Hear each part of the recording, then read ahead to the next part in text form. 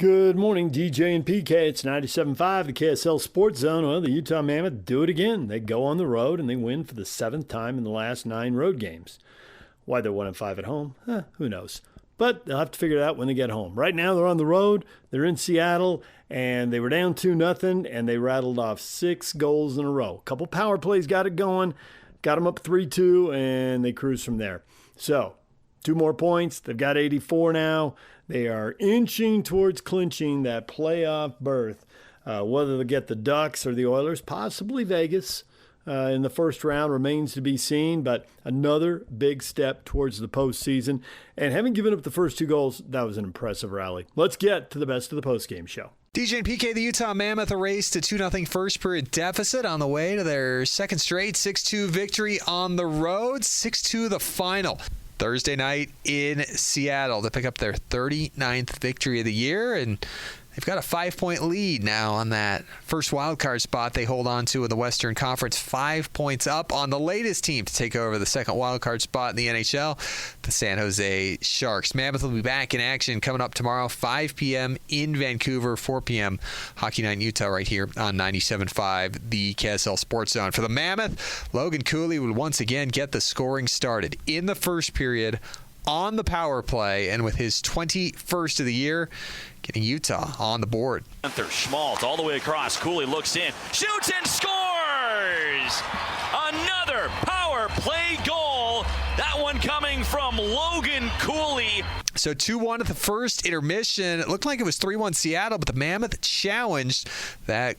Krelvel-Melka was interfered with, and a 3-1 lead for Seattle would be overturned back to 2-1, and the Mammoth had quickly pounced on that opportunity to tie it up. Logan Cooley again, 22nd of the year, making it 5 goals in his last 3 games, and we were tied just past the halfway point.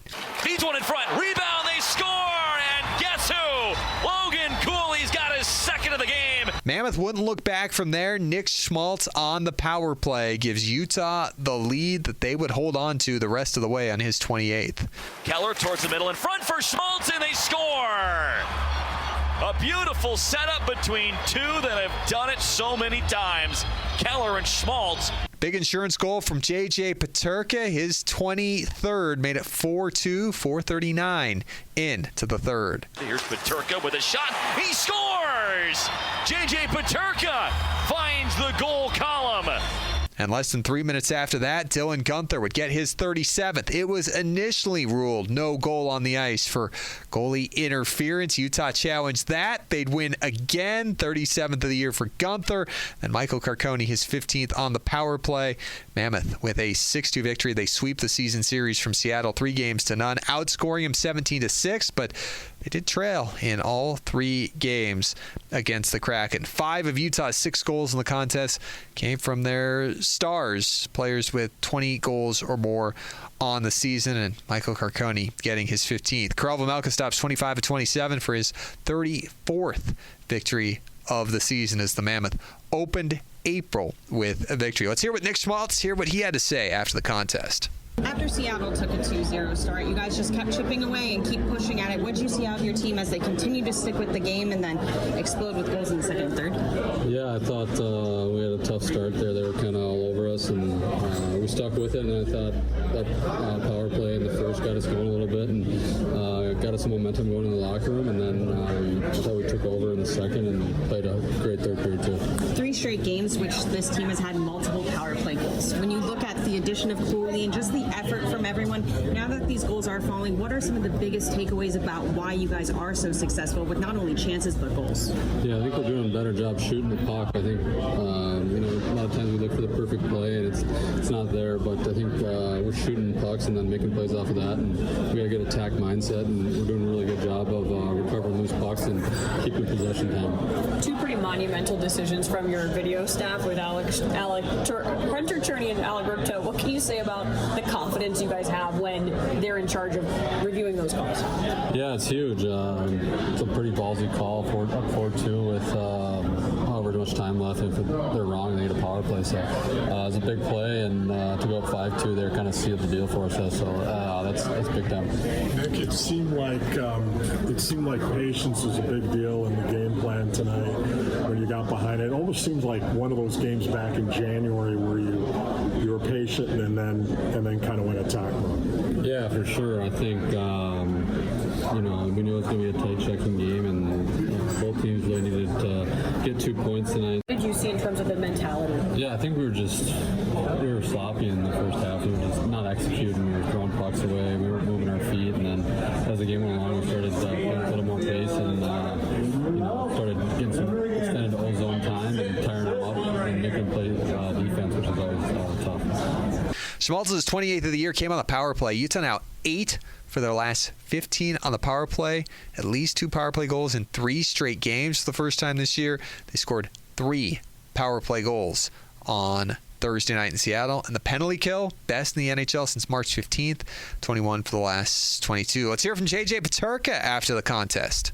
JJ, after Seattle took that 2-0 lead, you guys just kept chipping away, kept staying patient, had those opportunities. What did you see out of your team progressing with their play throughout the second and third periods for the battle? I think it took us a little bit to get in the game. After that, I think good pace. We played hard. We got pucks behind him. And, I think just kept playing our game. With the playoff race right now, this was a significant win. How will you take this confidence and momentum into the second half of this road trip? Well, we know how big that was. And I think just building off it, especially those last games, so important, those little details. And I think we can take away a lot from today. And like I said, I think just building off it. What was the message going into the second period and even the third period to get back into that execution you wanted to see from your group? Just playing our game. I think that was the main focus. We got carried away a little bit at the start, but I think second period, third, we just kept pushing the gas pedal. What's been different about this power play? I mean, obviously that's the addition of Cooley, but what's been different about the execution of it? Maybe even a month ago up to the last couple of games. Confidence, I think. We're out there making plays, getting opportunities, and I think just shooting more. I think that's the main factor right now. And when you guys are able to solidify this position where you're at in the wild card and the playoffs, a bunch of you guys haven't necessarily gone through this before, but where you're at right now, how does that push you forward? I think it just gives us confidence. I think we're in a really good spot right now, and just gotta keep pushing. I think the road trip is really important for us. Big game in Vancouver, but I think just Utah able to get things rolling, down 2-0 in the first after playing on 4 days rest. It was the first time this year in 4 games that they won a game playing on 4 days rest, losing coming out of Christmas, the Olympic break, and after 5 days off, returning to action in November. But soldiering through this one, Karel Vejmelka was solid, and Utah picks up the victory. 7 games left now on the regular season. Mammoth home on Tuesday with Edmonton. 3 home games next week, Tuesday, Thursday, and Saturday. Huge game from our special team. Obviously starting the game not the way we wanted. We knew we'll have a little bit of rust. They didn't play for 4 days, but like the way the guys respond, obviously, like I just said, our power play got us going. Then our PK was rock solid, and I think we got better during the game.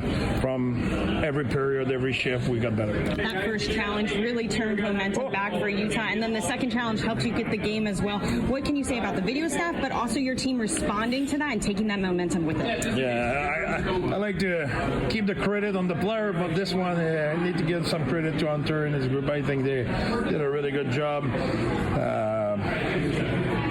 As much as the one we challenged and the one we didn't challenge, in the sense of I think that was the right call. So good job by them. How did your team sharpen their play in the second and third period? Well, like I said, I think we're a little bit rusty at the beginning, but I think we were better. I don't think we played. It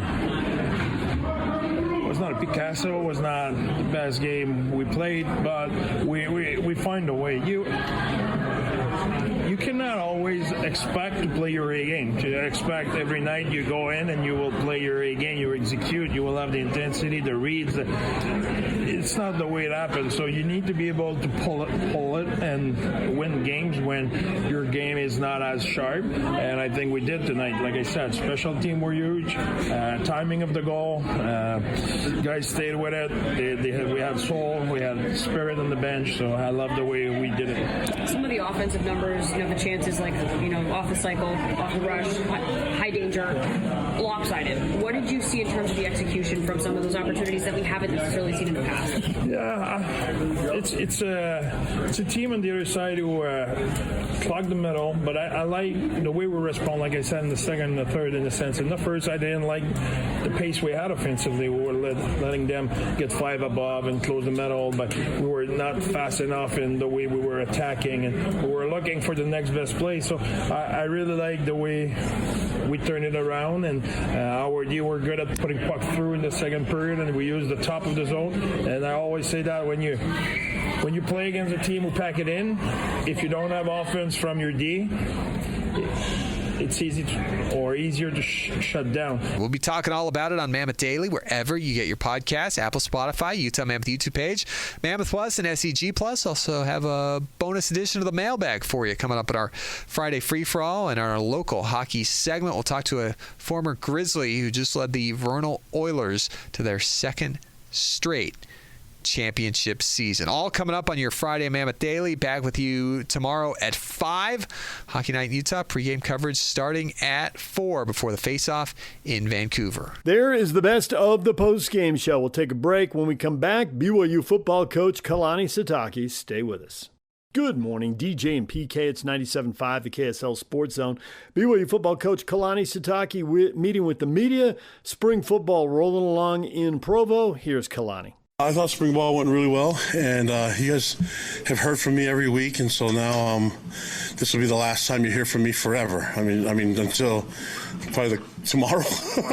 Tomorrow at the golf tournament, not the golf, at the alumni day, and all the golf tournaments that I suck at in golf, but it's okay. But yeah, anytime we can talk about football, I thought overall I loved the way the team worked, and had some new faces that we wanted to put in our offense and defensive schemes, and everyone that we brought in, I think is going to be great contributors to our team. And so overall, just really happy with what we've been able to accomplish in the practices that we did, and we had some new coaches that came in, and some coaches at different at new roles, and just really happy with K-Pop, what he's been able to do with the defense, and really happy with what Justin has been able to do with special teams, and A-Rod and the offensive staff have been solid. So from what I can gather from spring, really good start, and I'm excited about the off-season.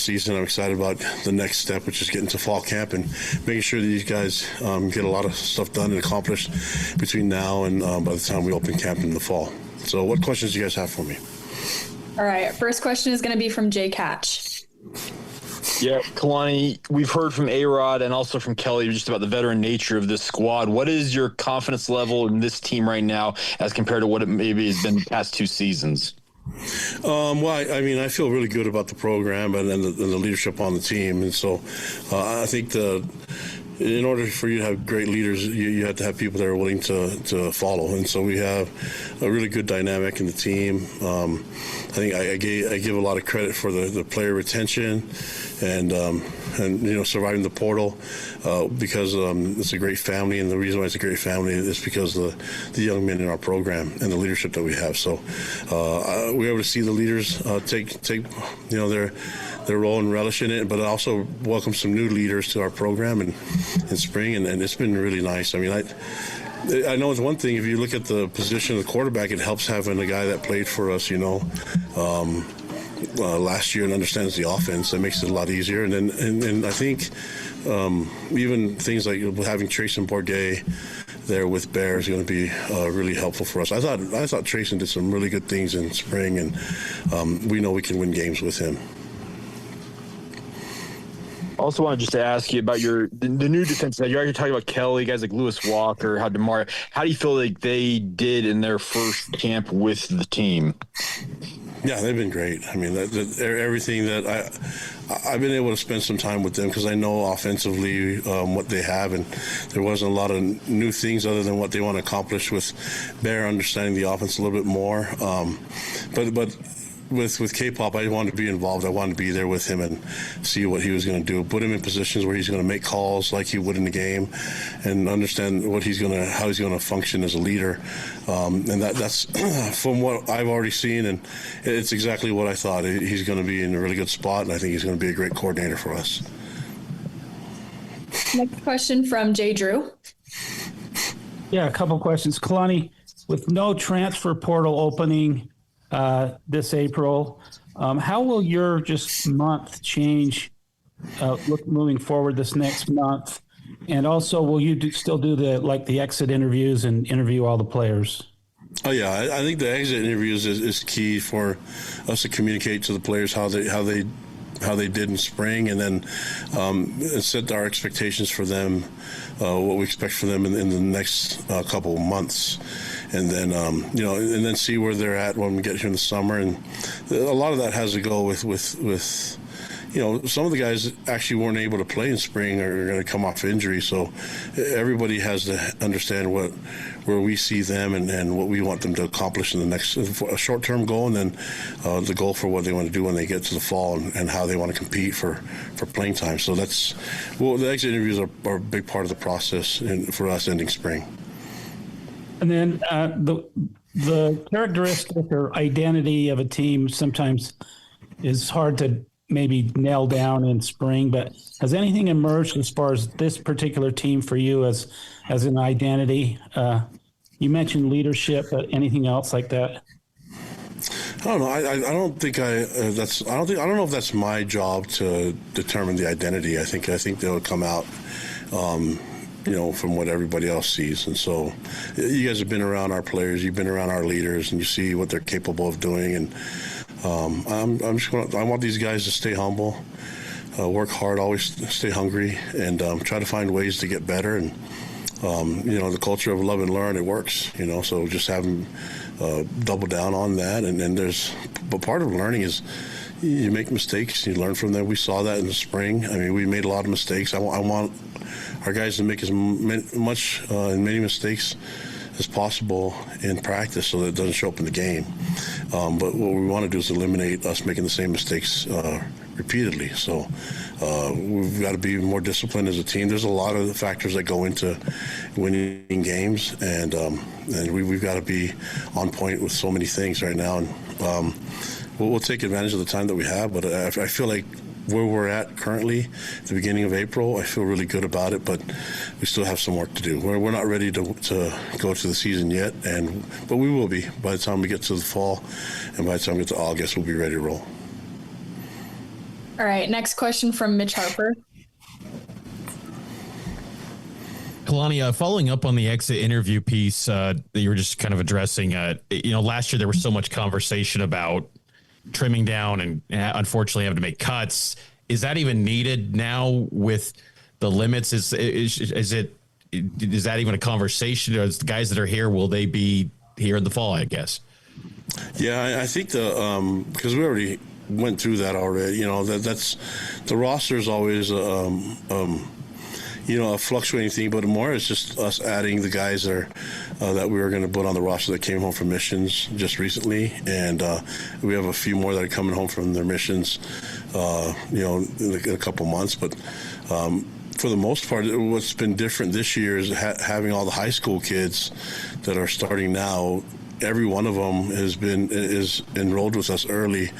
And got here in January, and except for one, we have one Antonio that's Antonio Johnson that's joining us in June, but everybody else is here, and so to get a jump start on it, that's huge for them, their development. And so I've seen those guys. I mean, it's interesting. The freshmen that got here, when we were looking at our numbers, they actually got faster during spring ball, and that's a good sign. That means that there's a huge potential and upside to them, and there's no ceiling. So we got to push it and see how far we can get these guys to improve physically, mentally, and in all aspects of their life, spiritually, all that. So now the focus shifts to them finishing school. We have finals coming up, and BYU, we end school earlier than other universities. So, hopefully they can get that stuff going. We've had record GPAs for the last six semesters, and so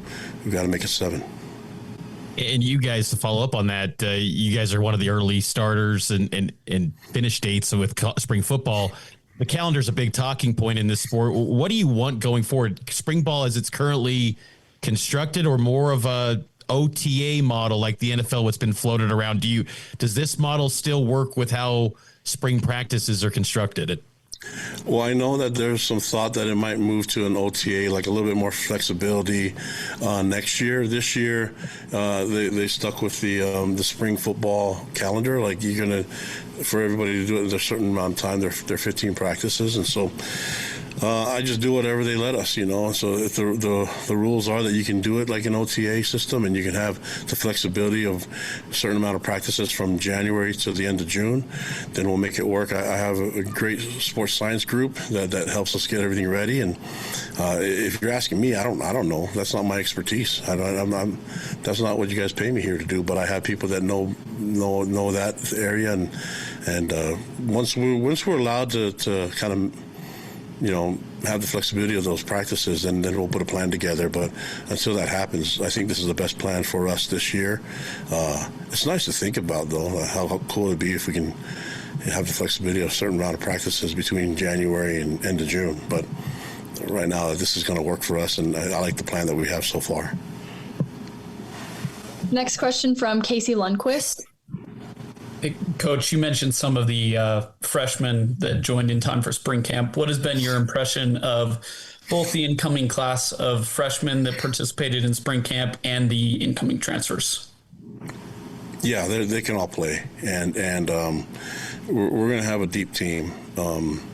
So a lot of talent, and I look at, and you can kind of, with the return missionaries, it's harder because I remember coming home from a mission and never pulled a muscle, and then all of a sudden I get home from a mission and I pull a hamstring, and it's like, what is this? And I guess you're riding a bike and walking around all day, it doesn't prepare you for that stuff. But we just got to keep working with our return missionaries. They're coming along, but mentally, man, they're great teammates, and they're bought into the culture of the team and the culture of the developing the young people, and so. We're in a really good spot. We just have to be patient with the return missionaries. With the freshmen, I think they all got better. And with the transfer players that we got in the portal, it's going to make us a better team overall, talent-wise. Can we put it all together and make sure that we put them in a position to have success? That's going to be the key. And for what I saw in spring, what was nice is that one side just didn't dominate the other. It was back and forth, which is a good thing. I mean, if we only one side was winning every day, I'd be a little nervous. But both sides are really good and had their moments, and special teams is solid right now. And having Justin Ellaby full-time on the special teams is going to be such a huge advantage for us. That's what he played in the NFL. He was one of the best special teams players. So he understands how it works, and I've been really, really pleased with his leadership there. I don't know if he gets enough credit for what he does. Next question from Jake Hatch. Yeah, Kalani, is there a position group that has you, wondering if the depth is going to be adequate? You talk about the depth and the talent you want, but is there a group or two that you're wondering if it's going to come through? No, I feel good about it. I mean, there's probably some that people are wondering if it's going to be, if we're going to be able to replace the production that's happened. And I think you'd have to probably look, if I'm wondering what you guys are thinking, you're probably looking at Will Farron as a kicker and Sammy as a punter. And I think we're going to be fine then in that regard. We've got some really good guys to look at to compete for those spots. And, Fuller Shirts has done a great job for us punting the ball. And you look at the opportunities that we have with our kickers. We have with what Matthias has been able to do in spring ball, I've been really pleased with his progress, and seeing, he's been able to be mentored by Will Farron, which has been great for him. He's kicking the ball very similar to his style, so I think it will work there. And Ian Sanchez is a good player too, and then Brody Locke gets home from his mission, so we're gonna have plenty of guys that can kick, and guys that I thought Ty Smith has done a great job snapping the ball. I can't believe that. I was teammates with his dad, Tyson, so it's like officially getting old, so this is kind of cool, but sad, but cool. All right, our last question will be from Mitch Harper.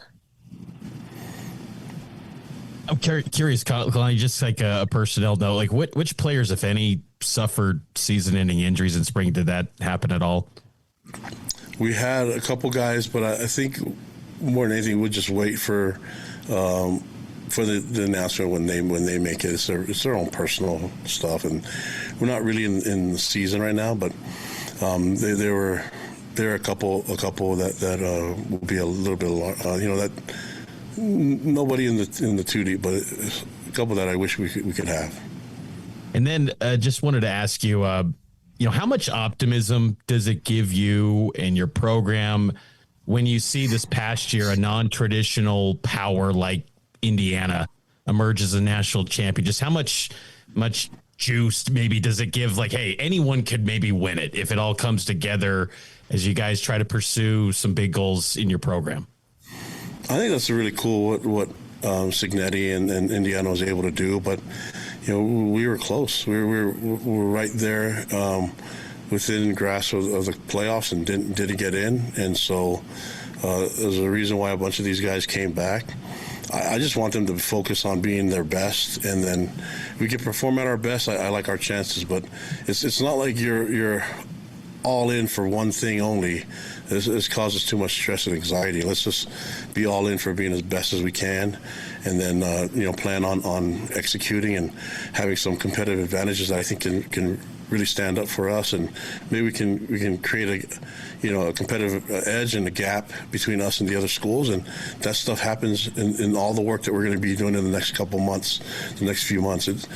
Hope's not a good it's a good motivator, but it's not a good strategy. We're just the fact that Indiana was able to do that is great. We have a system in place now that there's a playoff, so you've got to find a way to get there, and the best way for us to get there is to play our best football, and that's easy said than done because everybody else is wanting that same thing too. So as long as we just keep trying our best, we're going to be able to live with and be excited about the results. But hope and just taking it, hoping a chance that it'll show up. You got to go get the work done and build that confidence that you did everything you can, so you can put your head up high and take the field, with a lot of momentum, a lot of strength. Here's BYU football coach Kalani Sitake. We'll take a break. When we come back, Ken Pomeroy from KenPom.com talking Final Four. Who's going to win it all? Who's the dominant league going forward? It seems like 3 leagues have passed it around in the last 3 years, the bragging rights. We'll get to that with Ken Pomeroy next. DJ and PK, it's 97.5, the KSL Sports Zone. We're joined once again by Ken Pomeroy from KenPom.com. Ken, good morning. Good morning, gentlemen. For the people who know you, did you just get bombarded with Arizona or Michigan? Who's it going to be? Arizona or Michigan? What's going to happen? Arizona or Michigan? Yeah, basically. Feels like, feels like we got, the national championship game on Saturday night, and not as much interest in the other games, certainly. And then whatever happens, whatever we get on Monday, it feels like people think it's going to be a foregone conclusion that the winner of Arizona, Michigan is going to win the game on Monday. And it's not exactly the case. No, you never really know for sure, obviously. But what do you see out of that Arizona-Michigan game? It's gonna be awesome. There's not, you think about like strengths and weaknesses for teams, and typically you can look at any team, no matter how good they are, and it's like, hey, there's the weakness, there's the strength. But Michigan and Arizona are basically like full of strengths, and their weaknesses are just like other strengths that are slightly weaker. I mean, we're obviously, I guess the one thing is, obviously Arizona doesn't take a lot of threes. That is something everybody should understand by now. Their last two games have been played against very soft, relative to tournament level performance, really soft interior defenses in Purdue and Arkansas. And they're not going to have that benefit against Michigan. I mean, they're going to have to earn their points. In particular, so Michigan has like the third best 2-point defense in the country, which, they're playing Purdue and Arkansas are in like the 200s. So quite a difference there. Michigan doesn't foul that much, which is something that Arizona kind of depends on. So from the offensive side, it'll be a little more challenging for Arizona than it has been. But that said, like, Arizona's pretty darn good. So it's not like they're going to struggle in this situation. It's just not going to be quite as easy as it has been. So to me, I'm really interested to see how that side works out for them. And then can Arizona slow down Michigan, which, teams have slowed down Michigan this year. Not necessarily lately, but it has happened. So they're going to need to do that because Michigan, third best 2-point defense, second best 2-point offense. But Arizona has the second best 2-point defense. So so they do have some ways to at least defend Michigan in the paint. And again, it'll be pretty vital for them to have success in doing that. As BYU fans think, what do the Cougars have to do? Who do they have to model themselves after to build what they want to build and get where they want to get? And you look at these Arizona and Michigan teams, and Michigan's 1 in defense, Arizona's 2, and then at the offense end of the floor, Arizona's 4 and Michigan's 5 in offensive rating. So the answer then is be awesome at everything? Yeah, the answer is be awesome at everything. That's all you have to do. Boom. You're winning national titles. I think what is also interesting just in terms of roster construction is that, neither team really is dependent on one player. Axel Lendeborg gets a lot of credit for Michigan and deservedly so. Like, he's a really good player, but you look at like his offensive usage and it's 21%, which the average player is 20%, and there's 5 players on the floor, so 20% is your average player. So he's basically like got average usage, and that's true for like Arizona as well. Like, they're not dependent on one guy. There's 4 or 5 or 6 guys that can all contribute offensively. Arizona in particular is feeling like a team that kind of like those Villanova teams that Jay Wright had before he retired, where you come into the tournament and be like, yeah, they don't really have that much NBA talent. Then all of a sudden you look 5 years later and like 6 guys from the roster are in the NBA.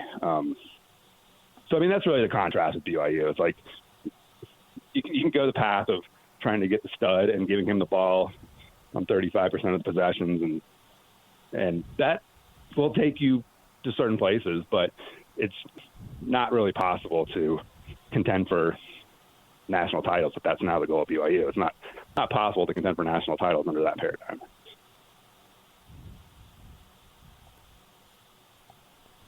And all the stuff that you do, KennyPalm.com, I'm wondering, do you ever just look at and say, well, this coach is better than that coach, so maybe that can skew some of the stuff that you're trying to put out? Who are we possibly referring to here? Brad Underwood? No, not Brad Underwood. Probably Danny Hurley? We going Danny Hurley? Well, whoever it might be, if you want to go Underwood in this case. Whoever, whatever, whenever. Yeah. It doesn't have to necessarily be this year. Yeah. All right. Well, I was trying to maybe read too much into your question there. Because I think in the other game, people are like, there's like universal surprise among the public that Illinois is favored in that game.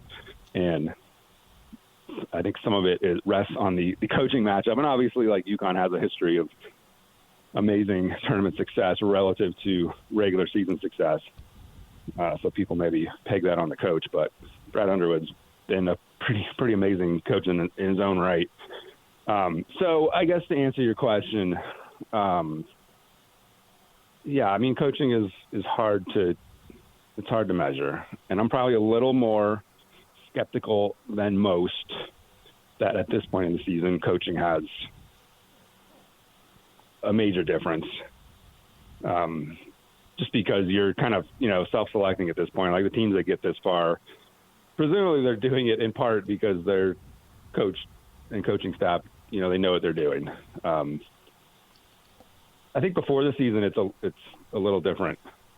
There's certainly you can find guys who like ultimately, like, your season performance is the talent you bring in, which is the most important thing, and then how well a coach can mold that group into a functioning team and get the most out of it.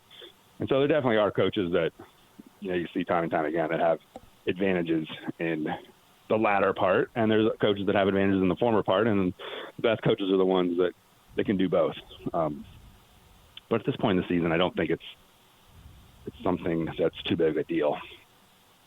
I'm curious with the way Duke has gone out in the tournament the last couple of years, and they have done a great job of getting multiple young pros in the top of the class, and they play a lot of freshmen, and there are coaches who will say, get old, stay old, and there's a lot of them, but maybe they don't have access to those elite freshmen, so they don't have to make the decision Duke makes. Do you think the fact that they've blown these big leads in they've lost 4 games going back to last year's tournament, and they've blown double-digit leads in all of them, do you attribute that to youth, or is that attributed to something else, or is that just the nature of college basketball and crazy things happen? Yeah, I think it's crazy things happen and youth, like some mix of that. The youth, it's kind of what makes college basketball great. I don't recall seeing a play like well, I shouldn't say that.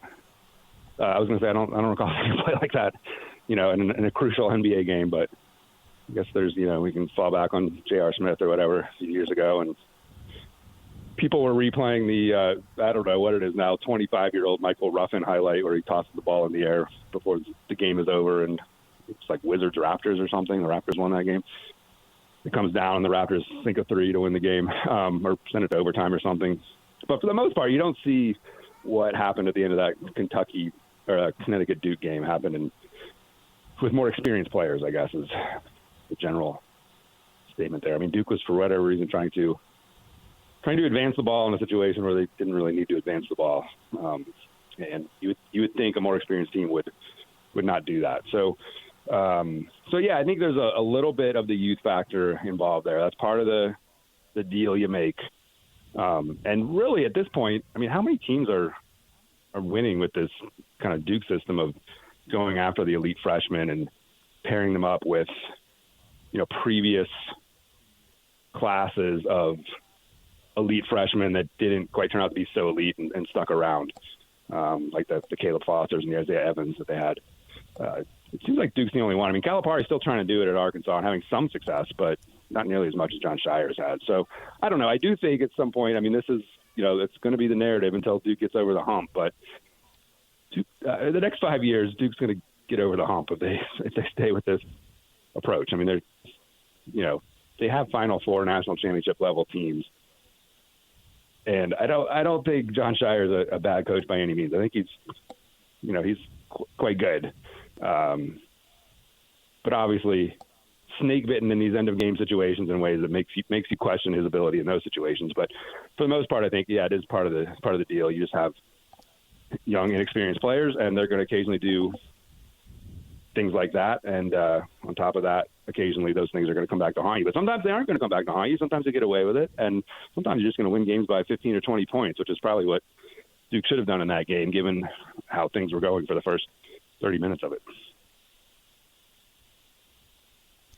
All right, Ken, if DJ had asked you the question about the coaches, would you have read more into it? Was it just the fact that I asked the question and you don't really trust me? No, it's actually the opposite, PK. Like, I just think you're a deeper thinker, and there's multiple levels to your questions that I need to consider, and so that's what I meant by that. I can see that. Yeah, exactly.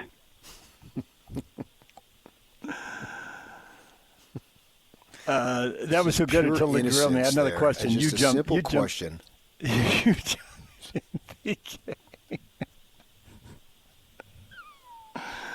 you totally derailed me with that. Man.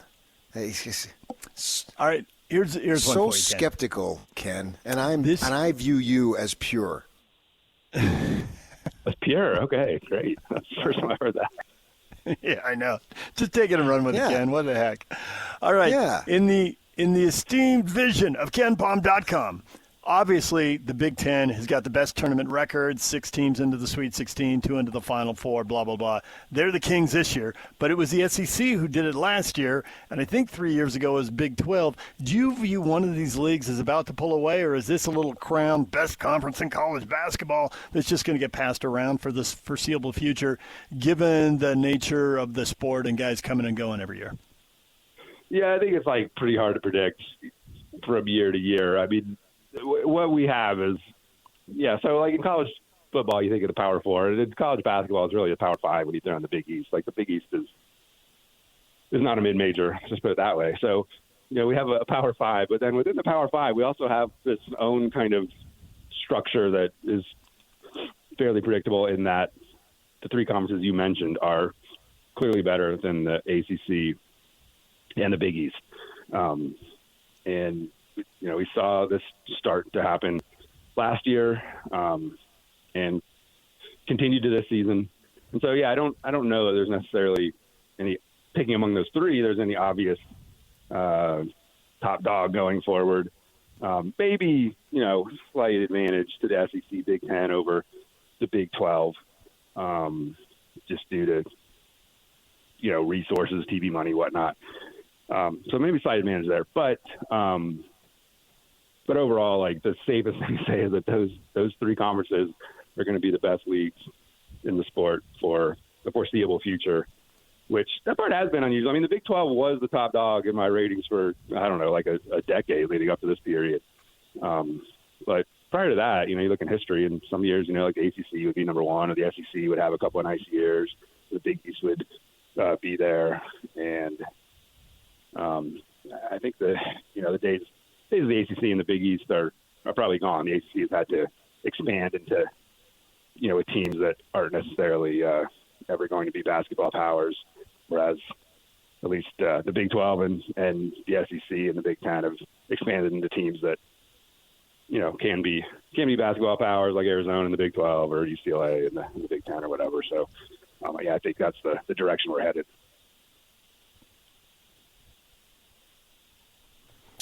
Do you think that have we seen maybe a restoration of the big man, the level of importance of the big man in the college game? Yes, yeah, absolutely. I mean, there's definitely still room for the guy who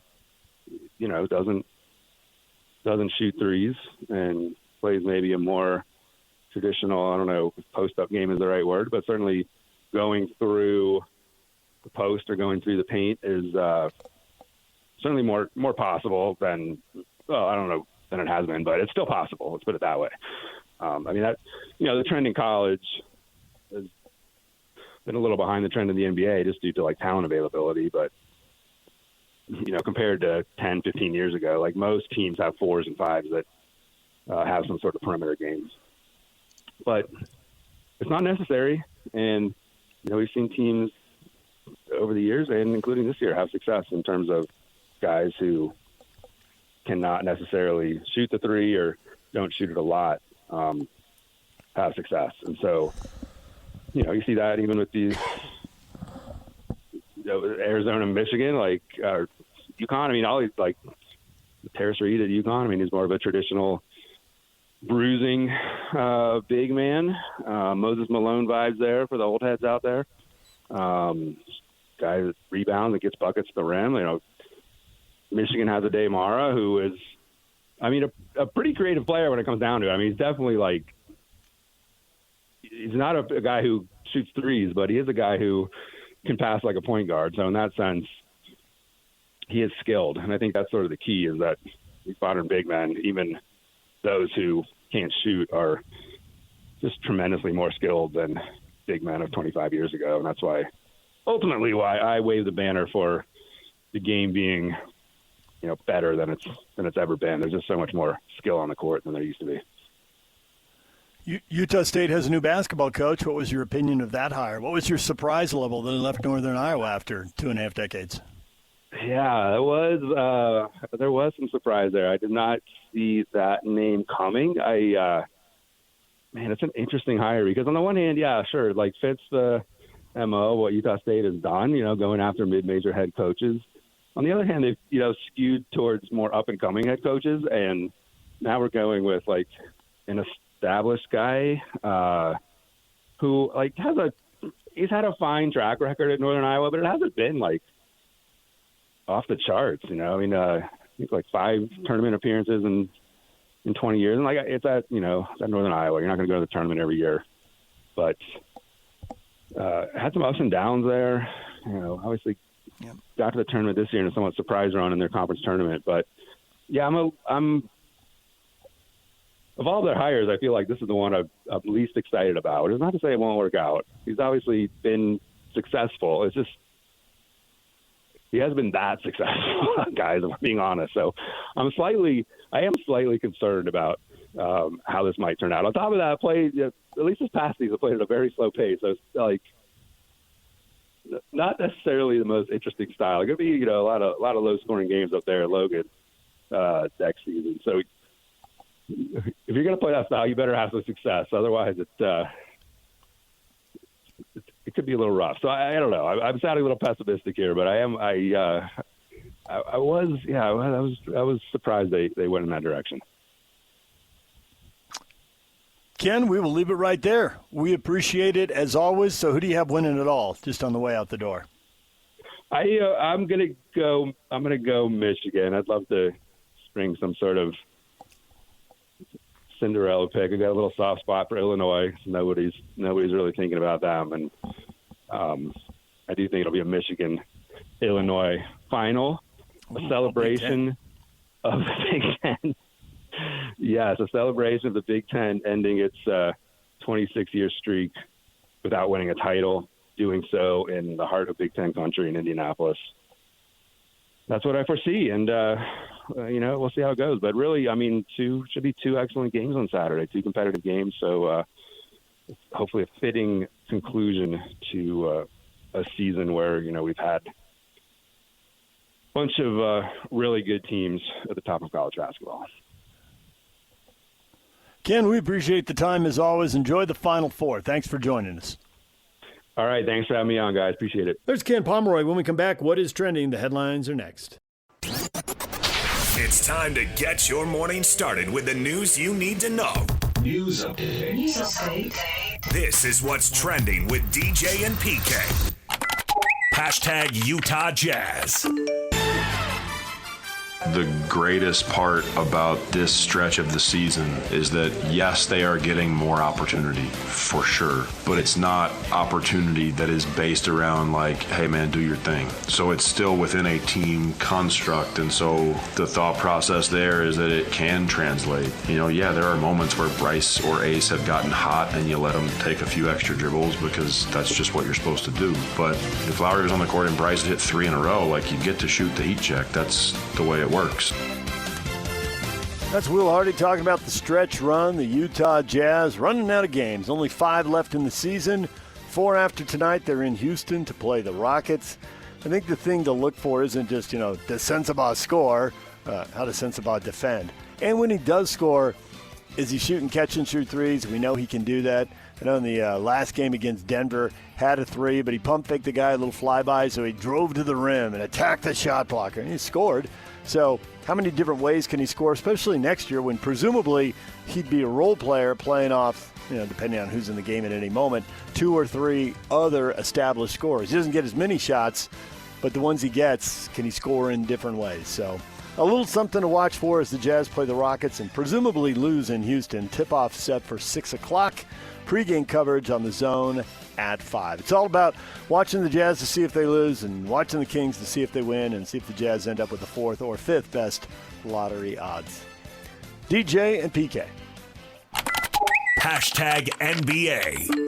Jalen Green finds Gillespie. He's open for three left side, and he got it. That's the record breaker for Colin Gillespie, number 227 this season. Nobody in his Suns uniform has ever made more threes in an NBA campaign. Flips it to Grant at the right elbow, kicked out to the near corner. Concanippo, catch and shoot three, and that's history. Step aside, Kemba Walker. Concanippo is your new franchise leader for most made threes in a single season at 261, and the rookie is just getting started. Yeah, that record figures to fall. He figures to get more shots down the line, hit more threes. Concanippo club record in Charlotte, where Del Curry set a lot of marks, and then everybody chases them later on. Knipple with 4 3-pointers in the game. Charlotte beats Phoenix by 20.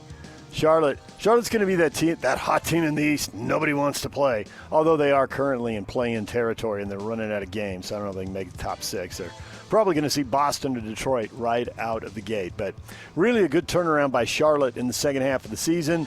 And I guess you could say it's the kind of thing the Jazz could do, except the expectations I think will be high enough. Nobody will want the start Charlotte had early in the year. But as far as the second half of the season, they have just taken off. They've been great. This is the time of year you want to get ready for the playoffs and have your team healthy, and the Lakers are going in the other direction. Luka Doncic leaving the game with a hamstring injury, and he wasn't the only guy hurt. Austin Reeves injured his back. Now, it's not clear how serious these are. They're both getting MRIs today. We'll find out how long they're out for, but man, hamstring injuries can easily turn into 4 or 6 weeks. Maybe it's minor. Maybe it's more cramping than a serious injury, in which case he could be back sooner. We'll find out later today. But L.A., 2 of their big 3, and ironically not the guy in his 40s, but 2 of their big 3 now hurt. Yeah, why isn't it ever 3 to 5? Why is it always 4 to 6? Why can't it be 3? Man. It's always 4 to 6. 5 to 7. Maybe it's cramping. 7 to 9. Maybe it'll just be a couple days. Maybe they'll be lucky. Maybe 3 to 5 years. 3 to 5 years. The NBA 65-game rule for you got to play 65 games to be eligible for postseason awards. That remains a talking point. Cade Cunningham has missed the threshold. He's out with complications from a collapsed lung. Anthony Edwards sat out last night due to illness, so he won't reach 65 games. Cunningham won't reach 65 games. We talk a lot about tanking, PK, but the number of games star players are missing has got to be concerning. I mean, sometimes it's legit injuries. Certainly Cunningham, this sounds pretty serious.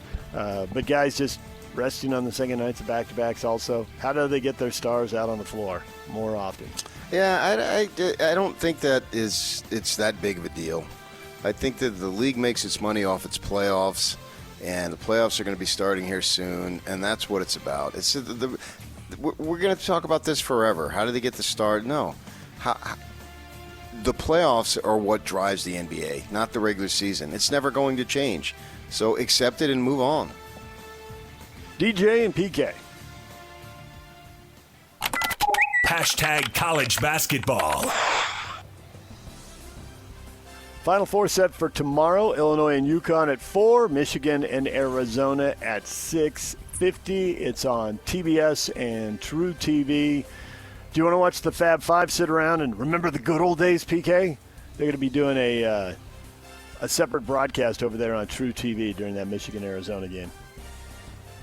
The separate broadcasts, to me, get in the way of the game. They have conversations, and that's fine. Go ahead and have it, but I want to concentrate on the game. I'm nothing against, who is it, Ray King? Was that one of his names? I don't care what he thinks.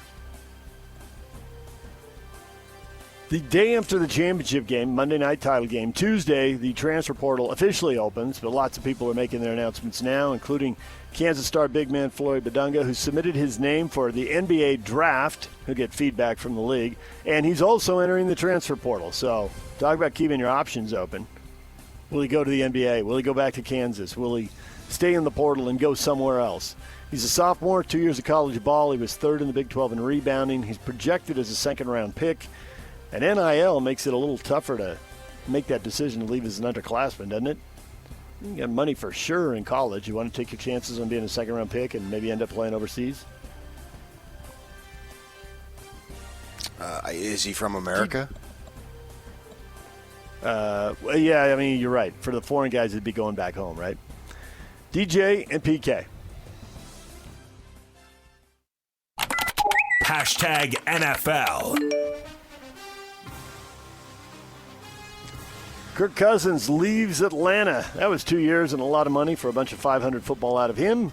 He is going to be with the Raiders, who are expected to take Fernando Mendoza. So they'll have a veteran and they'll have a rookie, and they can have the veteran back him up or bring him along for 10 games or do whatever they want to do.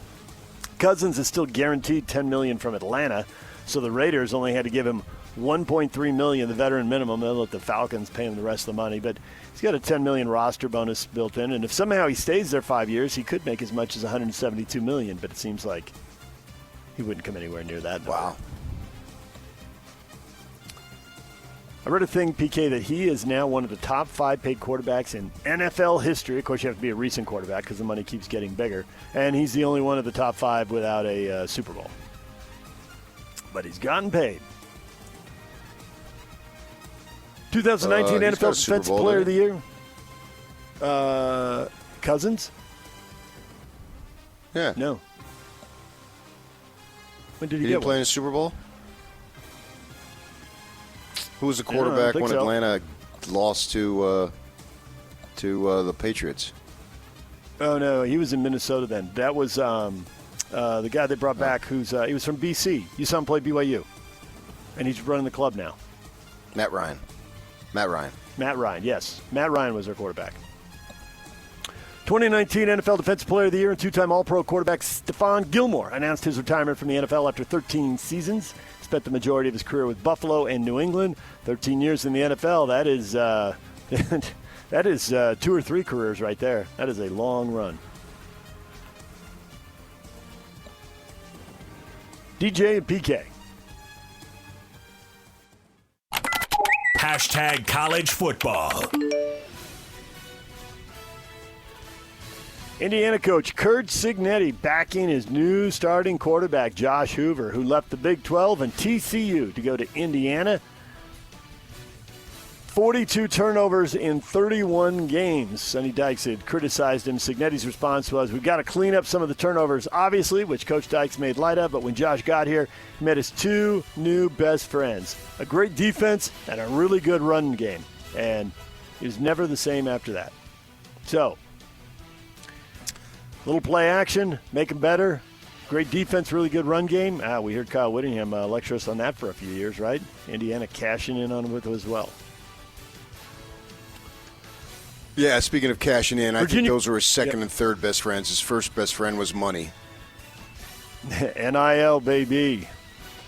Virginia quarterback Chandler Morris's bid for a 7th year of eligibility denied. The judge denies the preliminary injunction, so no 7th year for you. DJ and PK. Hashtag Major League Baseball. And Bell clobbers one. Deep to right field for Josh Bell, and that's a home run. The Twins go back-to-back. It's their 3rd home run of the inning. And the Twins now lead it 5-1 at Kauffman. Pitches, swing, and there's a high drive into deep left center. Back goes Luis Robert at the warning track, at the wall, and he leaps! Adios, pelota! Over the 399-foot marker, it just would not come down. And Devers gets his first home run of the year. And the Giants beat the Mets 7-2. The Giants bats an early talking point when they only scored 1 run against the Yankees, but they're averaging 5 runs a game since the Yankees left town. So Giants beat the Mets 7-2, and they won 3 of their last 4 now. Braves blow out the Diamondbacks 17-2. We get a few of these. Nobody wants to wreck their pitching, so once it gets out of hand, they just let it go. 17 runs on 16 hits for the Braves. Yeah, they did have a catcher pitch the 9th inning and gave up 5 runs and 7 hits. Yeah. No reason to wreck the staff. Just write it off, let it go, move on. Another top prospect coming up, Connor Griffin, scheduled to make his debut at 19 years old. The Pittsburgh Pirates calling him up. There have been so many rookies. It started on opening day with Kevin McGonigal getting 4 hits for the Tigers. It seems like every day there's another story about another rookie making a splash. And now they've incentivized teams to bring them up. Well, he's the number one prospect. Yeah, he is. He's the top of the line. And they used to hold guys, like Trout came and played in Utah when he didn't need to, but they were trying to get another year before he would be eligible for arbitration. But now they've set it up so teams can get a bonus draft pick if they bring guys up sooner. So guys are coming to the major leagues a little earlier. Utah, the Salt Lake Bees rained out last night, so they're going to make that up as a doubleheader now Saturday. Game 4 tonight, first pitch at the ballpark at America First Square, set for 6:35. Coverage on 102.7 HD2 begins at 6:20, and all the Bees games are streaming at KSLSports.com as well. DJ and PK. Hashtag RSL. Real Salt Lake at America First Field tomorrow afternoon. A rare 2:30 start. They got a couple of these built into the schedule. Here's one of them. Sporting Kansas City coming to town. They have struggled out of the gate a little bit. RSL still missing 3 guys, but getting several back. I think Diego Luna will probably make his first start of the year. We can talk about that with Pablo Mastroeni. He is going to join us later this morning in the show, coming up at 9 o'clock at Real Salt Lake. Off to a good start here, but can they keep it rolling? Pablo thinks it's going to come down to competition. They've already started 17 different guys. Diego Luna, 18, as they dealt with a bunch of injuries. But they've won, so see if that keeps their edge. We'll talk to Pablo at 9 o'clock. Utah Royals facing the Chicago Stars tonight at America First Field. Coverage starts at 6:30. First kick at 7 o'clock. You can listen on 1280 The Zone. DJ and PK. Hashtag golf. Phil Mickelson announced he'll not play in the Masters. Remains out for an extended period of time. His family continuing to navigate a personal health matter. It'll be the first Masters since 1994 with 5-time winner Tiger Woods and 3-time winner Mickelson. Neither one of them in the field. One of them has been there for more than 30 years, but neither of them is going to be at Augusta National this year. Time marches on. Father Time undefeated, PK. This moment was always coming at some point. I don't think we knew it was coming this year, but it was always coming. Well, Phil has not played in the LIV Tour. Something's going on. I have no idea what it is, and it's none of my business. But, yeah, he's been putting statements out on each of the LIV events, and so this was the next one in line for him. Obviously, he's only going to be participating in these types of tournaments in the regular tour, but he hasn't played at all in 26. DJ and PK. Hashtag NHL. Uyghur overlaps with Sergachev. Feeds one in front. Rebound. They score. And guess who? Logan Cooley's got his second of the game. And we're tied at 2 with 10 to go in the second period. Logan Cooley has woken up in a big way. Gunther skates downhill. Keller towards the middle in front for Schmaltz, and they score. A beautiful setup between two that have done it so many times. Carconi in towards the middle. It bounces around off some skates and in. That's a pinball goal, and nobody knows who scored it. 6-2, and this one's going to count. 6-2, the final score. Another road win for the Mammoth, who've now won 7 of their last 9 on the road. They can do no wrong when they leave from home. And even if they do a little bit of wrong, it doesn't matter, PK. The first 15 minutes of that game, first 10 or 15 minutes of that game not going well. They were struggling out of the gate there. It was about 15 minutes. And then late in the first period, they get a power play goal, and they score 6 in a row and win the game. Go figure. Turn that thing on its head. Yeah, that was very impressive, particularly that second period. They dominated. Cooley there, got the little rebound, and then the Keller to Schmaltz was a nice little assist thing there. And then I really appreciate the fact that they start later and they pile it on, so I don't have to watch the last few minutes, because there's no way that the old crackster is going to come back and I can go to bed. Mammoth in Vancouver tomorrow night to take on the Canucks. Vancouver has the worst record. They're sitting on just like 52 points. They're the only team in the West that's already been eliminated from the playoffs. So it feels like another outstanding opportunity to get a win because you're playing the team with the lowest point total in the NHL by far. I guess Chicago's been eliminated, so 2 teams are out. But 52 points is, I don't know, at least 15 points less than anybody else has. They're terrible. It ought to be a win, and that would move them to 86 points. They're on 84 after the win in Seattle. So marching towards the playoffs here with 7 games to go. You can listen to the game tomorrow night right here on The Zone. The puck will drop at 5 o'clock in Vancouver. Hockey night in Utah will start at 4 o'clock. And that is what is trending. It's brought to you by Shamrock Plumbing. There's no job too big or too small. Get the personal touch with Shamrock Plumbing. All right, coming up, Pablo Mastroeni, RSL head coach at 9. David Locke, radio voice of the Utah Jazz, is coming up at 8 o'clock. And also, it's a Live Nation Friday. We're giving away concert tickets. We'll do that coming up in the 8 o'clock hour. The Black Crows with special guest Whiskey Myers going to Utah First Credit Union Amphitheater in August. It'll be August 13th. We give tickets away to that show in about an hour right here on The Zone. The question of the day is next. Stay with us.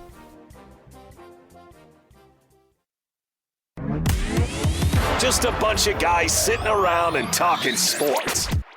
This is Scotty G and Friends.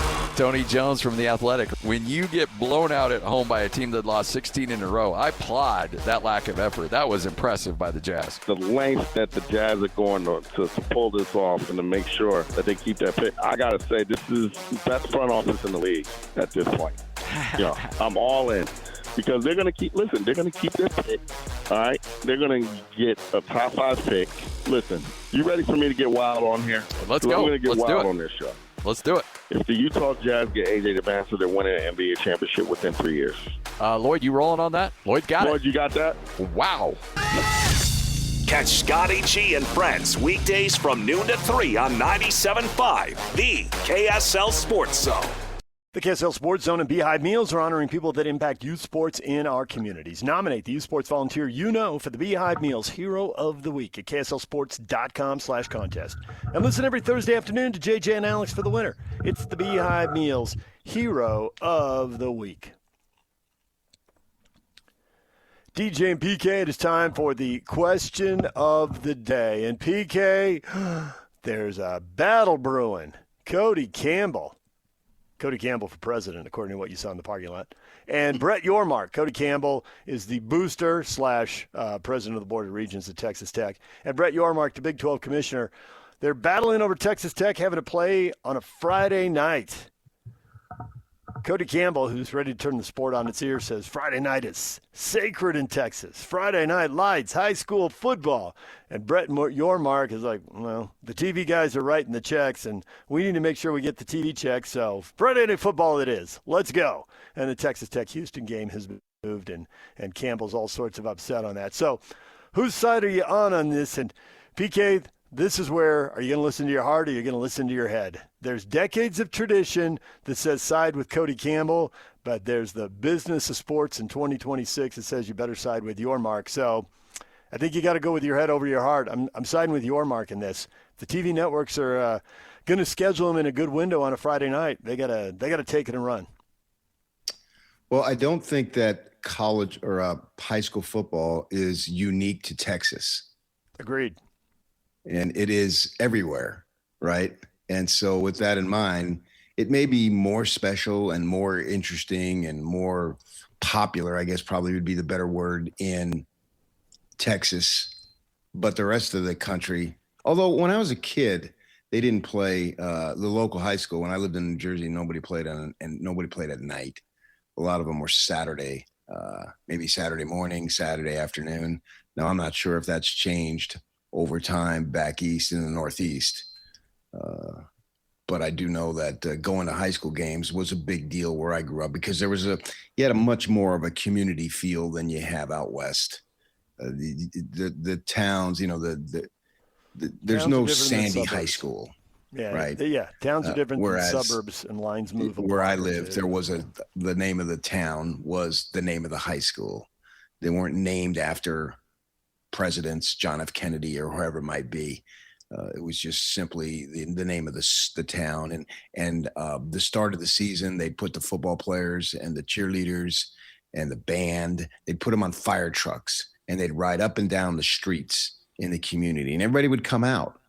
And so it really had small town atmosphere. Now you're talking living 30 miles away from Manhattan, which you wouldn't think that was the case, but that actually was the case. So it was a big, big deal. So I get where he's coming from in terms of a big deal, but it is only one game. It's not like Texas schools, and there's many of them, obviously, that play college football. It's every Friday.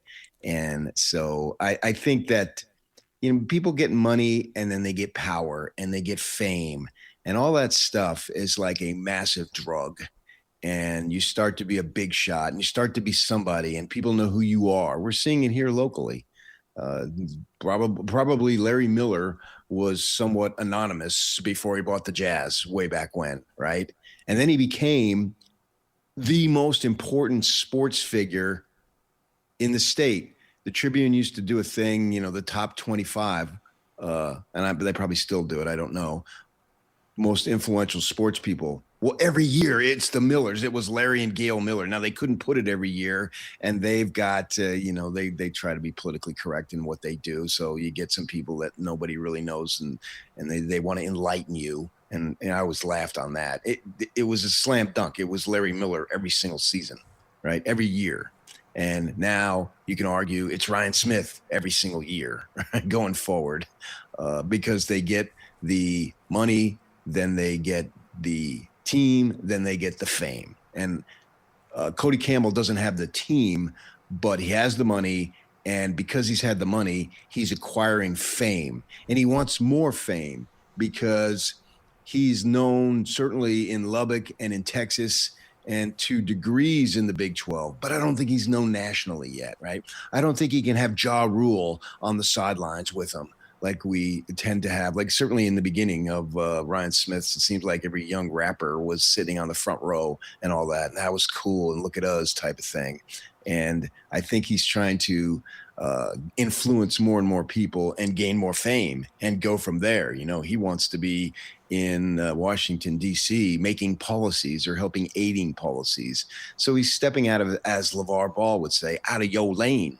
And that was his big thing. And LeVar Ball had the fame for a little bit too, and now that seems to have subsided. So I like some of the stuff that Cody Campbell is saying as far as, hey, we need to make sure that we're not dropping sports, non-revenue sports, particularly women's sports. Absolutely. He's dead on. But this might be a little bit out of his lane to worry about one single game, one time in a season. I think the thought, certainly in the 90s, as recently as the 90s, was, well, high school football will get hurt if they're games. And I think we saw in the 90s, TV stations had to get waivers to televise from the NCAA to televise the BYU-Utah State game when they played on a Friday night right before conference weekend. And you could usually get them. And then over time, that stopped. And now there's college games every Friday night. And it's not wrecking high school football. People still go to high school football games because it's their kid, or it's I had friends and their kid was a cheerleader at Alta High for a while, and I'd be covering games on the sideline. Look up, I'd see them there, and it's because their daughter's there cheering. And you go, like a lot of people do, because it's neighbors or it's friends, and it's Utah with extended families. They're going for their cousins or whatever. The college football on Saturday night, it's not wrecking high school football on a Friday. It's not. When they move the college football game, the once or twice a year they move it, it doesn't have an impact. All the high school games are streamed all across the country. We got games on our platform, and there's platforms like ours everywhere. And they're all streamed, and people can watch games there. And the games are still well attended. There's nothing like going to a game, especially if you've got either family or friends playing in the game. So I think high school football will be fine in Texas. This isn't going to wreck it. Well, I don't know how one game is going to wreck anything. Yeah. It makes zero sense to me that one singular game would wreck it. And plus, you talk about streaming. That obviously that doesn't affect attendance. But I think the more important streaming aspect is that you can go to wherever and watch whatever. And so I think it's more important that you can stream the college game that you might be interested in. And you're only probably going to go to the high school game. If you're a Texas Tech fan, you're going to go to the high school game if it's your son, if it's your daughter, if it's your grandson, if it's your granddaughter, she's in the pep squad, whatever it might be. They have very halftime performances for the dancers that come out on the field and all that stuff. Yeah. And it is funny. I've gone to many high school games over the years because my neighborhood's actually aging out of high school kids. The neighborhood is getting older, and that's the way neighborhoods go, right? They have their time, and when it was their time, you would see a ton of moms and even dads would take off at the start of the third quarter because their daughter was done dancing. Right. And you could literally, when I would go to Brighton games, you could literally see them walking towards the parking lot, right? Yeah. They came, and then they would move down and try to maybe get on the track or whatever to film it. Yeah, that's what it's all about. And parents are going to continue to do that from now until the end of time, because that's what matters. And particularly when your daughter, son is a senior and you realize this time's thing is running about out. over. This is about over. Everything that we've been doing for the last 10, 12, 15 years is now coming to conclusions. And it's emotional, right? Because it marks the passage of time. I can remember being in that situation myself. Every little step that marks the passage of time. When my daughter, the younger of the two, walked into the school for all day first grade, I went home and sobbed like a baby because that was it. It was a major change. And my neighbor, who's still my neighbor, had a daughter and saw that and called me from across the street because she knew I was hurting. I'm a guy who gets sad when we change clocks. That's one of the reasons I love living in Arizona. It was one of the things I didn't have to get sad about because they don't change clocks. I mean, anything that ends, I don't care what it is, it ends, especially, and it gets worse as you get older. Man, that's gone now. And the emotional upheaval when your children do whatever they do, go to a high school playoff game and the losing team, the entire side is sobbing if they're seniors because it's over.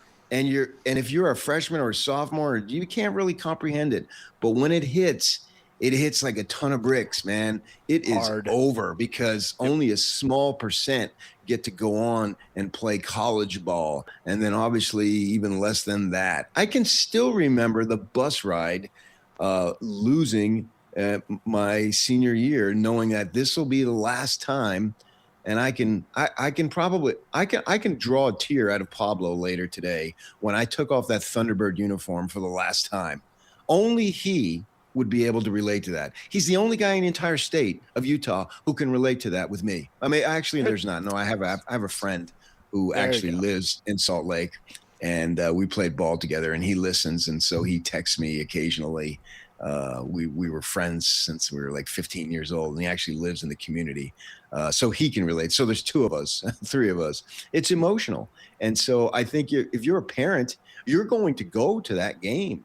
And you could be the most hardcore BYU Utah fan, fill in the blank fan, and you're going to choose your own child. That's just the way it would be. And it's not going to affect high school ball at all. I think this actually discredits Cody Campbell a little bit because I like some of the stuff that he's been saying. We had him on the air. And I'm a huge proponent of the non-revenue sports and having the opportunities to play, most especially at the high school level, right? Because you need to get kids involved in things that are good as much as possible, whether it's the yearbook staff or it is the mountain biking, whatever it might be. It just literally doesn't matter. Get them involved. And even that, and I'll leave it alone there. Even at that, it's no guarantee that things are going to go smoothly. And we're all fighting the odds, particularly for young women. A teenage girl, if she's not super nice looking or she has acne or if she's a little overweight, that is traumatic. and they need our support as much as possible. And so I don't want to see any of that stuff being taken away. And he's been an advocate for that. And I would say, hey, continue to do that. And if you want to pour millions into Texas Tech football so they can win and you can feel good about yourself, okay, fine. That's your choice. But continue to advocate for the sports that don't get the run and could potentially be in danger of being reduced or eliminated.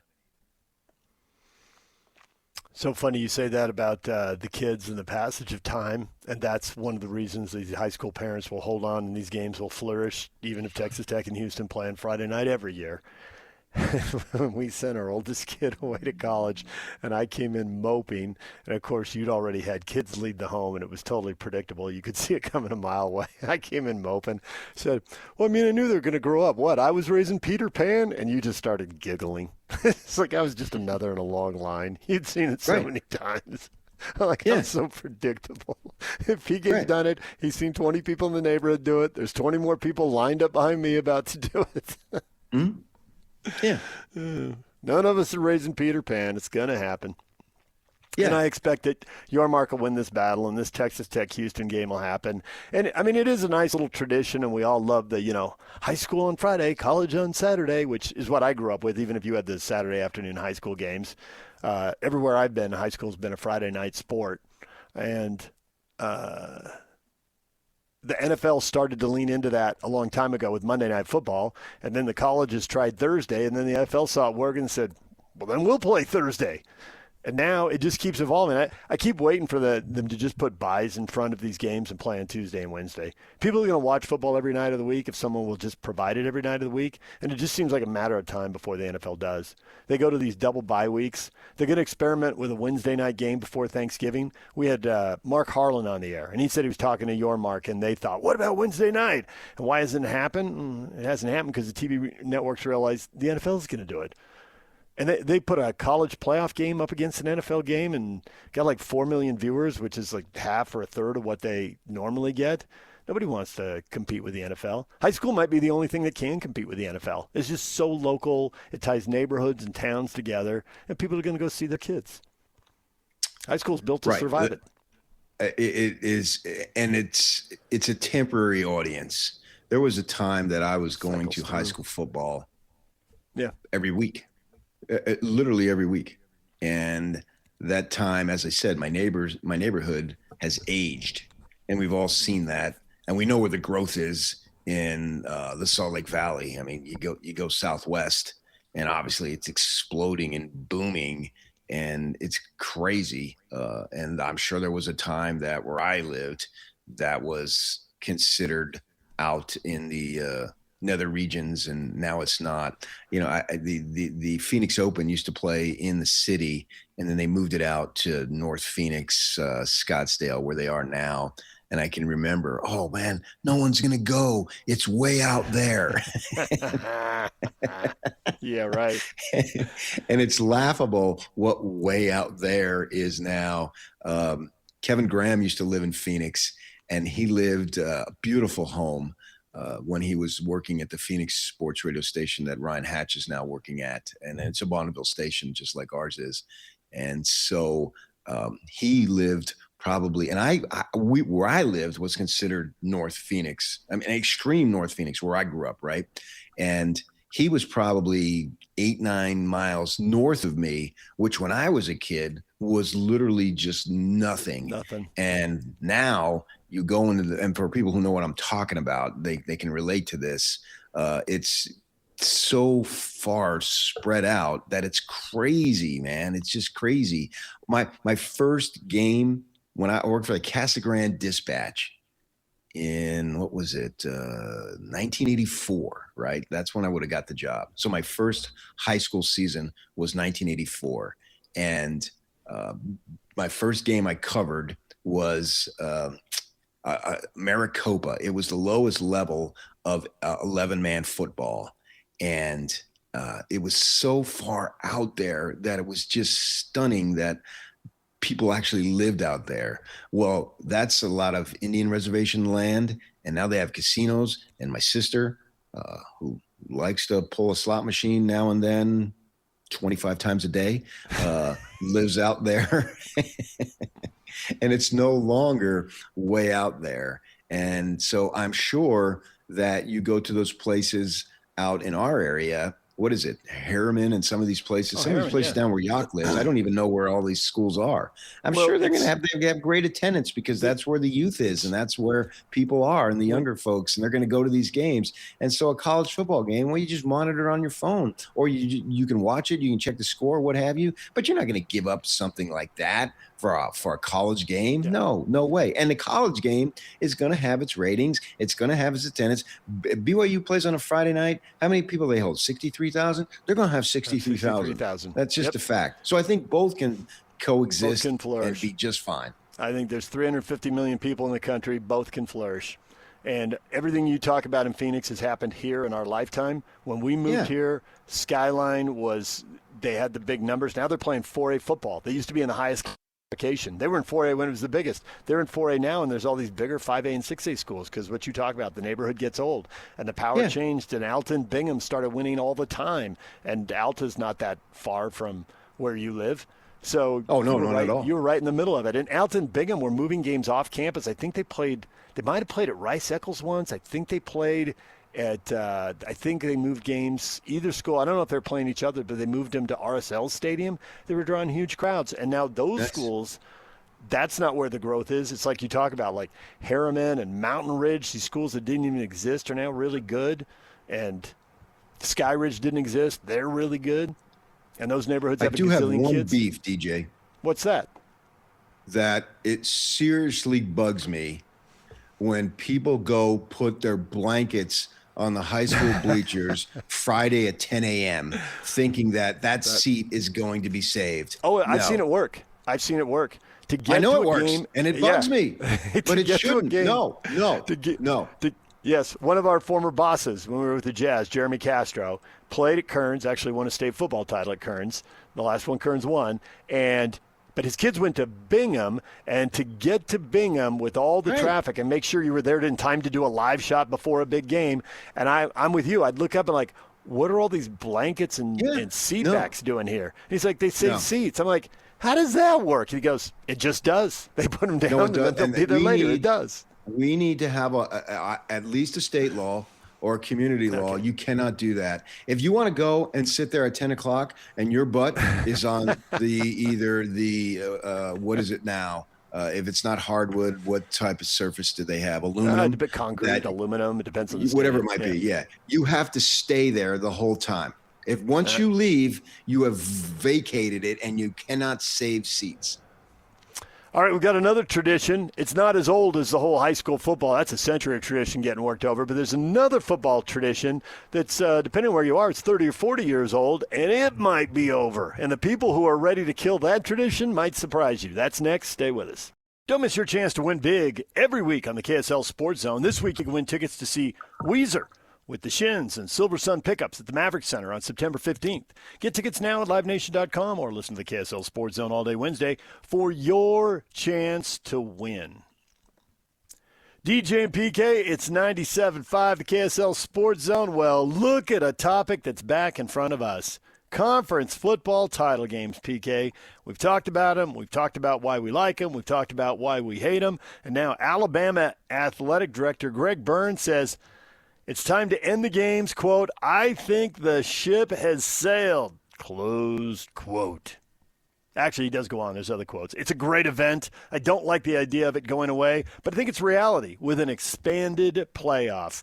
They're looking at how to get another round of playoffs in and how to play more games in December and fewer games in January, because in January the NFL takes over and they're playing everywhere and they're finding it hard to get good TV windows and good times to make the most money. So conference title games on the chopping block, and I got to imagine you're fine with that.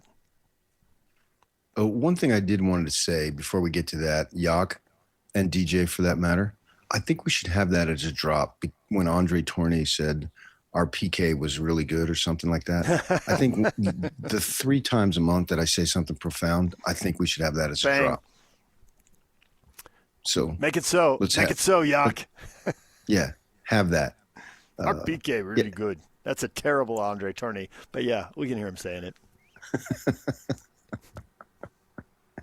Yeah, because, you know, essentially I am our PK. And we're all together here in the community, unity in the community, as I said. So let's have that as a drop sometimes. That'll be fun.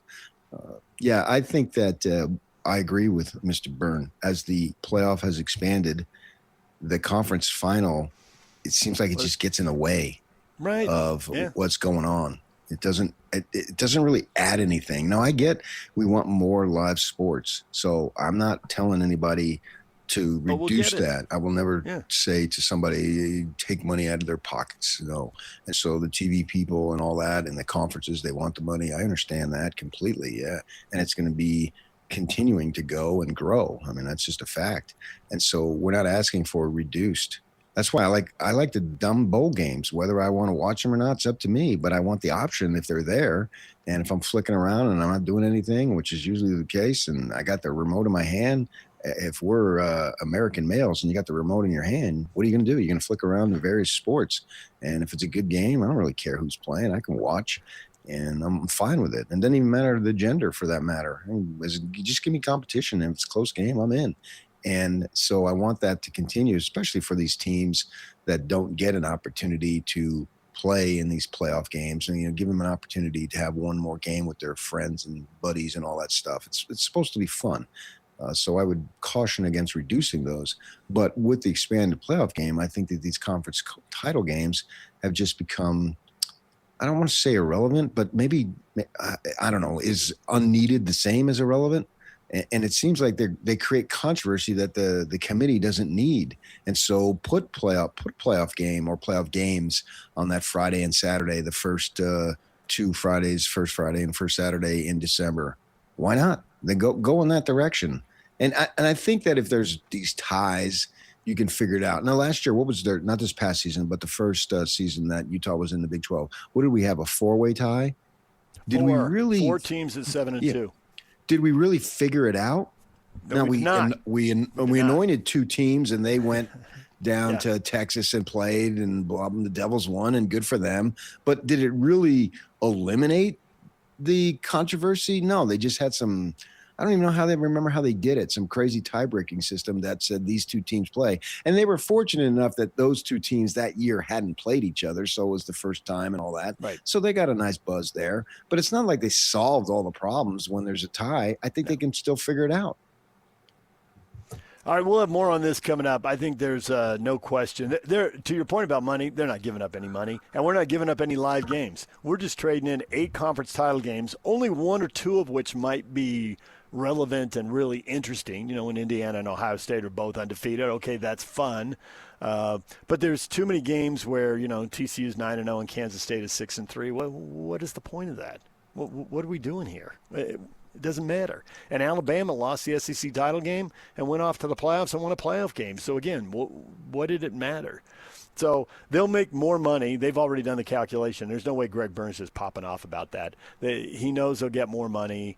There's a split in the SEC about going to 24 teams, but you can see that there's some teams that are like, well, we're not going to cross the conference in public, but privately, let's make it happen. And now we're seeing Greg go You know why Greg Byrne knows what he's talking about?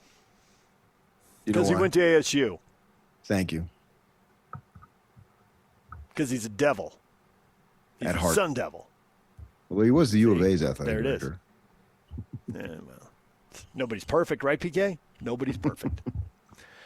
All right, DJ and PK, we're going to take a break. When we come back, we're going to switch gears. Your Utah Jazz are down to the last 5 games, and all these forward-looking questions we've been debating over the course of the week, we're going to run them past David Locke as we continue to focus on next year. Stay with us right here. David Locke next, Pablo Mastroeni at 9 o'clock. We got concert tickets to give away at 8:30. A lot still ahead right here on 97.5, the KSL Sports Zone. DJ, PK, and David Locke, radio voice of the Utah Jazz, joining us. David, good morning. Good morning. How are you? My gosh, it's a Friday, the last regular season Friday that's probably not true. One more. That I get to talk to DJ and PK and talk about the NBA and wonder about this season with a vision to the future. But the future always involves DJ and PK, and that makes me happy. 5 games. We have one more? 5 one games more. Left. Yeah. Next Friday we chat, and it's still regular season. Yeah. Right. In 2 weeks, it'll be over. Yeah. In 2 weeks, there'll be 82 games in the books, all done in 2 weeks. Sadness. What do you want to see in the next 5 games? What do you need to see? Because this is the last time you get to really be in the laboratory, because when they come back next year, it'll be all about winning. Obviously, there'll be some laboratory, some experimenting, but not like now. So what do you want to see? What should they be using these last 5 games for? I think we're seeing it, don't you?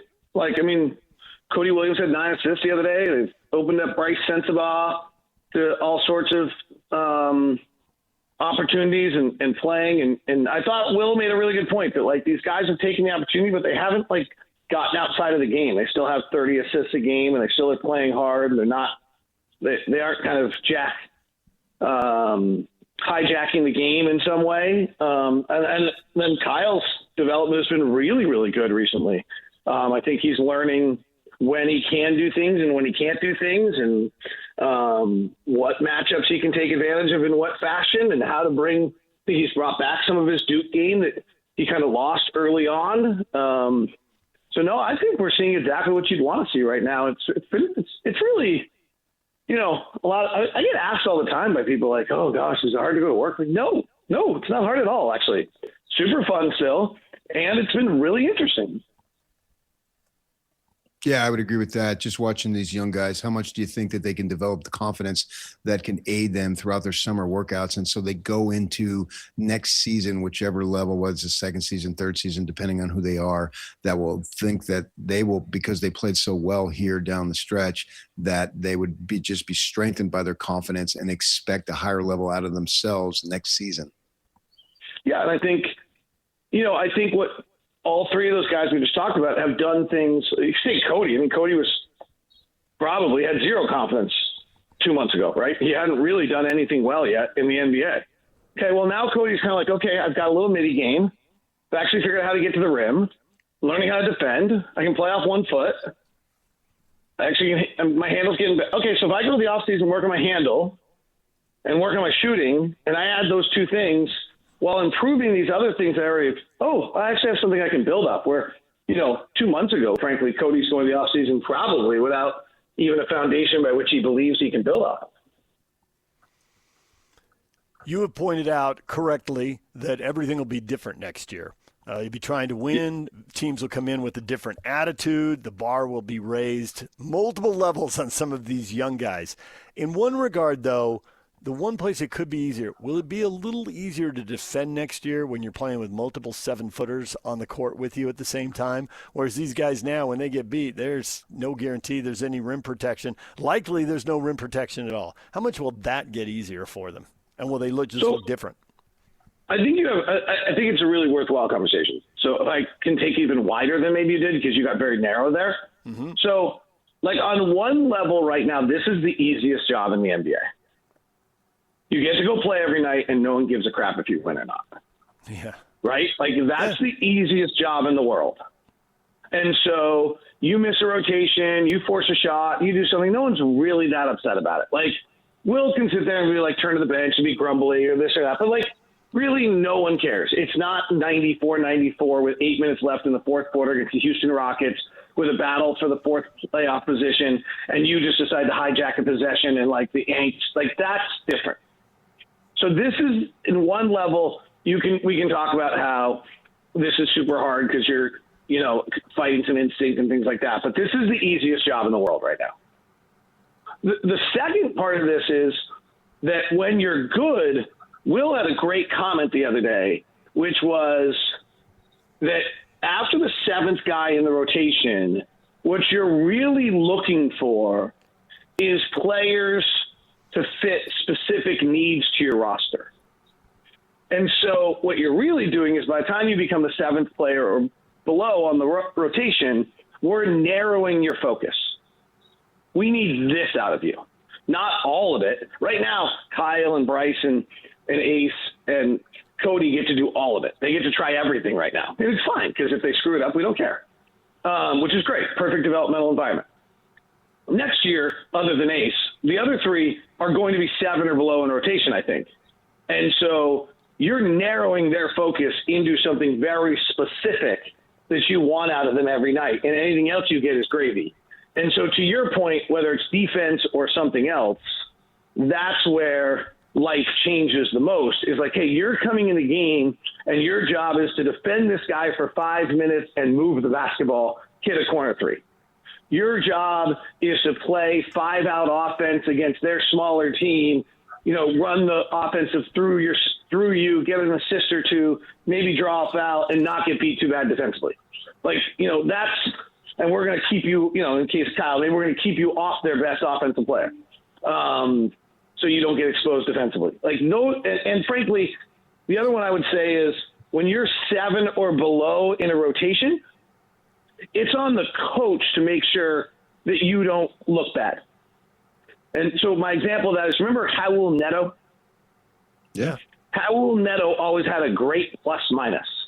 And everybody would always say, like, oh, he's got a great plus. Yeah, that was because Quinn used Raul Neto perfectly. And anytime Raul Neto, as his 10th guy, was in a matchup that was not advantageous, he took him out of the game. Because your starter is the one who has to deal with that matchup. And so I think that's where these guys' lives are just going to be very, very different next year. Cody's handle is getting better, maybe not good. Okay, well, he's probably not handling much next year. The only time Cody's ever handling next year is on a reverse side play where he gets 2 dribbles to the rack and dunks it. Right now, he's got to beat his guy, try to get by someone, gets bumped, misses the layup. But next year, hopefully, somebody's actually made that play. He's slashing from the corner because they've double-teamed Jaren in the post, and he's taking advantage of all of his elite skills of being able to go off one foot, and he's just passing it. And he's not getting hit on the way because there's not 3 other defenders there who aren't guarding Bez Mbang, Anderson Garcia, and Kennedy Chandler. I took it a different way. Hope I answered it. If you want the answer to the question you asked, we can deal with that. It's fine. I'm interested in what's going on with Collier because he's sitting over there with a lot of talent on the bench. And I'm wondering if it's signifying that they believe in him and he's secured a spot. I'm not saying a starting spot, but it's secured a spot, and they know he could get in the way of winning right now. So I think what you're truly asking is his hamstring injured? Yes, it is. So he cannot play. Yeah, I actually thought there was a chance that we were going to see him tomorrow or today. So maybe, I don't know what's happened. I don't know what's going on with the rehab. So I don't really know, but I would say, I don't need to elaborate. You know what I'm saying. Elijah Harkless and Isaiah Colliers are in similar circumstances. They have injuries that are trying to come back before the season's over. I feel like there's multiple groups of young guys, and when Jazz fans say, what do you think of these young guys? I'm never sure exactly who they're talking about. There's the Ace Bailey tier where, you were a top 5 draft pick and presumably, a top 5 draft pick coming in this year. That's one group of young guys. There's guys who are late first-round picks who've been here 2 or 3 years now. That's another group. But there's another group of guys that are rotating through who have come in over the course of the season, maybe on 10 days. In that group, has anybody impressed you? Are they just helping finish the season and they get what they get? Or is there a chance that some of these guys are going to be on the Jazz roster next year helping the team? In that newest group, what do you think? So, what I actually think is interesting to your question is maybe Cody's the one exception here. But these guys are actually all rolling into where their draft positions are. Ace could be a real superstar. Mm-hmm. Bryce and Kyle, who are 28 to 32, and Isaiah are trying to figure out how they're going to be rotation players on a roster, right? Mm-hmm. And the two-way players and these non-drafted guys are trying to figure out if they can make the roster and be, to Will's point, you're now 10 or below in the rotation. You really better fit a need. So I think Blake Hinson and Elijah Harkless are both interesting. Harkless really just hasn't shown he can shoot yet, but his defense and his tenacity and his energy is pretty incredible. And if you're looking for a third guard, or just a 5th or 6th guard who's going to maybe just play, you have to play because someone's hurt. And so, you're getting utmost energy out of him on that night, or you're having a night in, January where the team is dead on the 4th game of a road trip and you throw him out there hoping he's going to spark. He seems pretty perfect for that. The 22% 3-point shooting's not super. Blake Hinson is really interesting because, frankly, very small sample size, but he's the best catch and shoot shooter in the NBA right now. And the only reason he's not playing, by the way, is he doesn't have any games left. So he's on a two-way deal, and two-way players only have a certain amount of games that they can play on the higher level. And he used a bunch with the Warriors, so he only has 3 games left. So that's why he's been in and out of the lineup. Is because otherwise they'd have to move him to a full contract. But I think he's interesting. My understanding on him is that he's in the best shape he's ever been in his life. He has always been a little heavy and he's not athletic, particularly. He's not laterally particularly athletic. So you added the heaviness, and then he really had a hard time moving at the NBA level, but he has shed some weight and is in way better shape than he's ever been in his career. And so therefore he is maybe more able to hide his weaknesses and then use his strength. And he's 6'7", 6'8", with a high shooting window. Like, that seems like that's an NBA player. All right, wait, I need your moment. Okay, come on. 3 guys sitting at the corner of the bar. Hopeful Jazz fans. I want to know your thoughts. How good do you think Ace can be?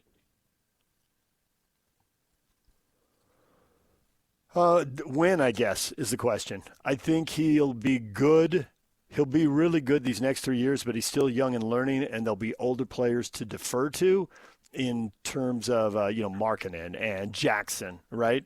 And really, it'll be interesting to see how much Keontae has the ball and how those shots get distributed and all that. But, like, in 3 years, when a lot of guys' contracts are up, and we'll see how things go, and some will probably stay and some will probably go because there's always turnover.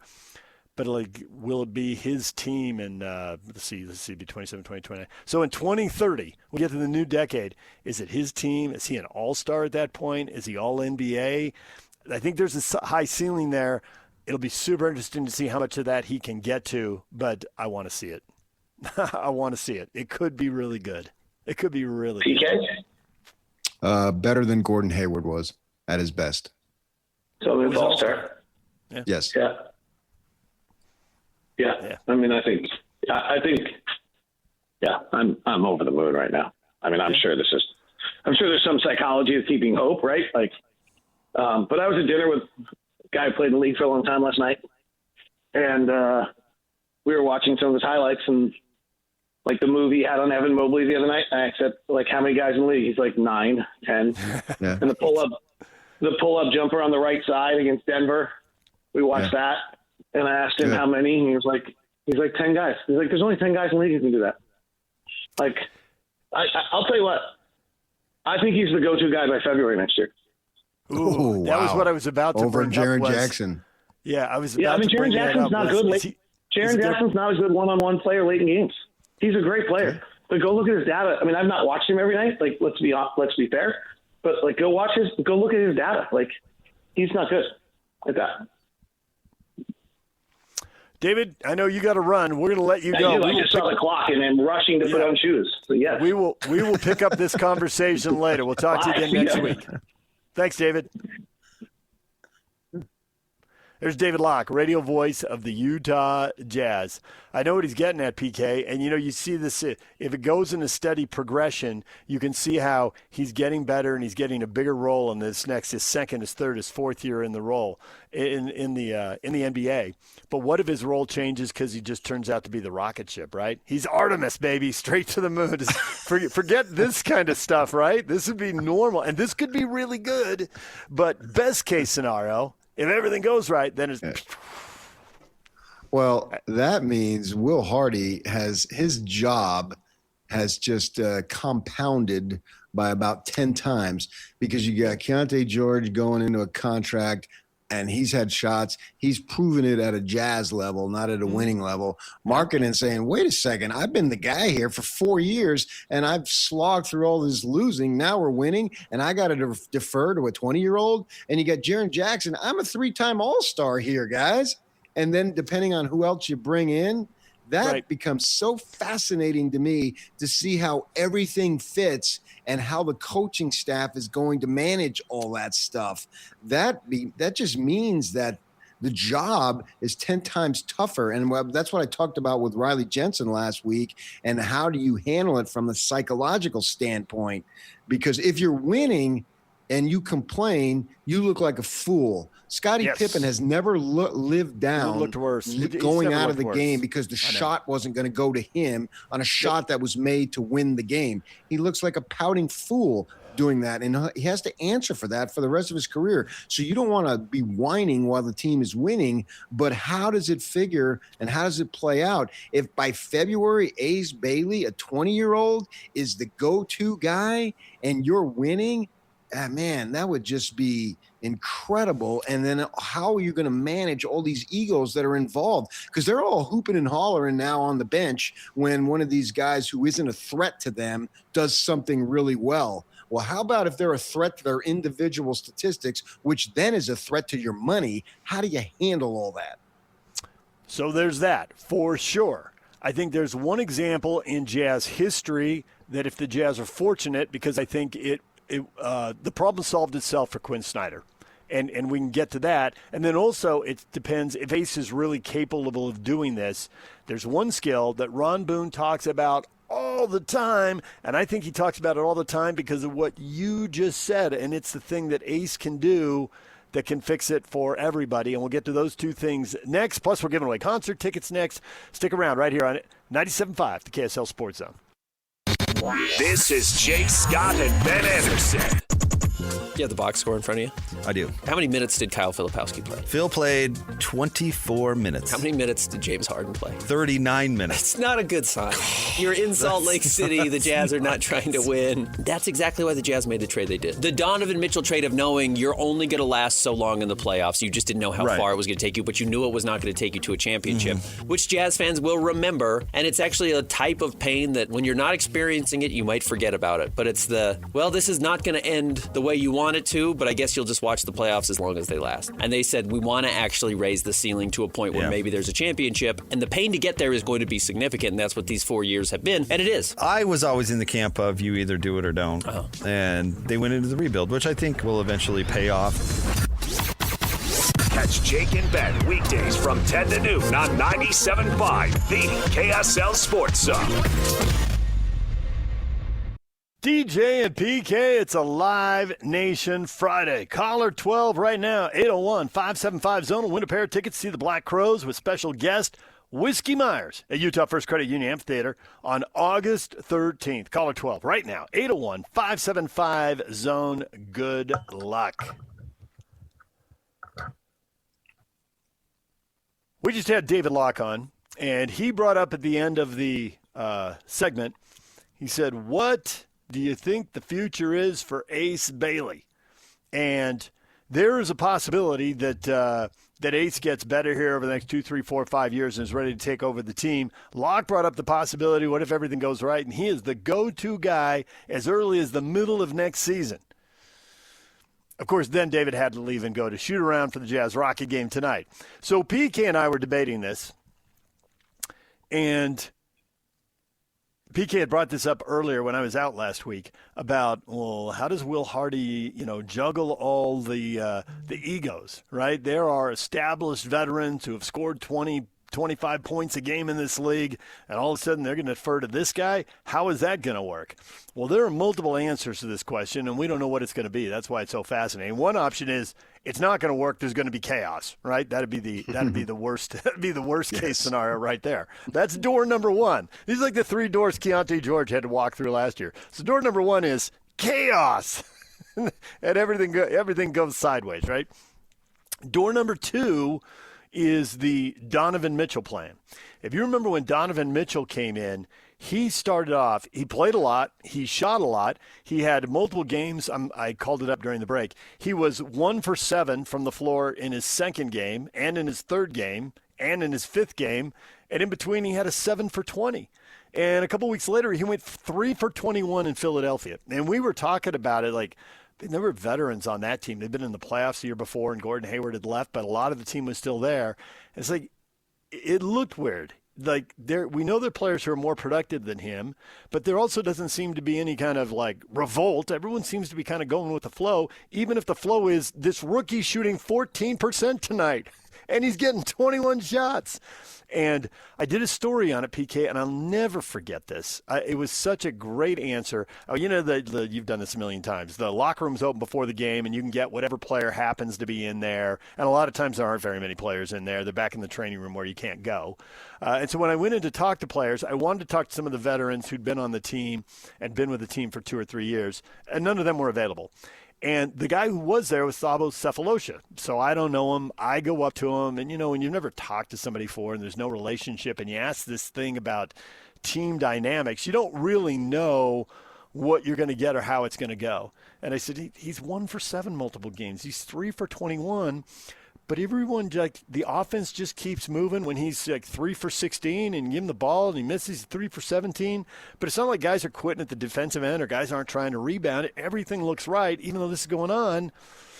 Why is everyone rolling with it? Why is this? And he looked right at me, dead serious, just the kind of dead serious where you know you're getting the truth. He goes, talent. We all knew it in September. He's got it. It's a little rocky now. He's going to figure it out. He's too good not to figure it out.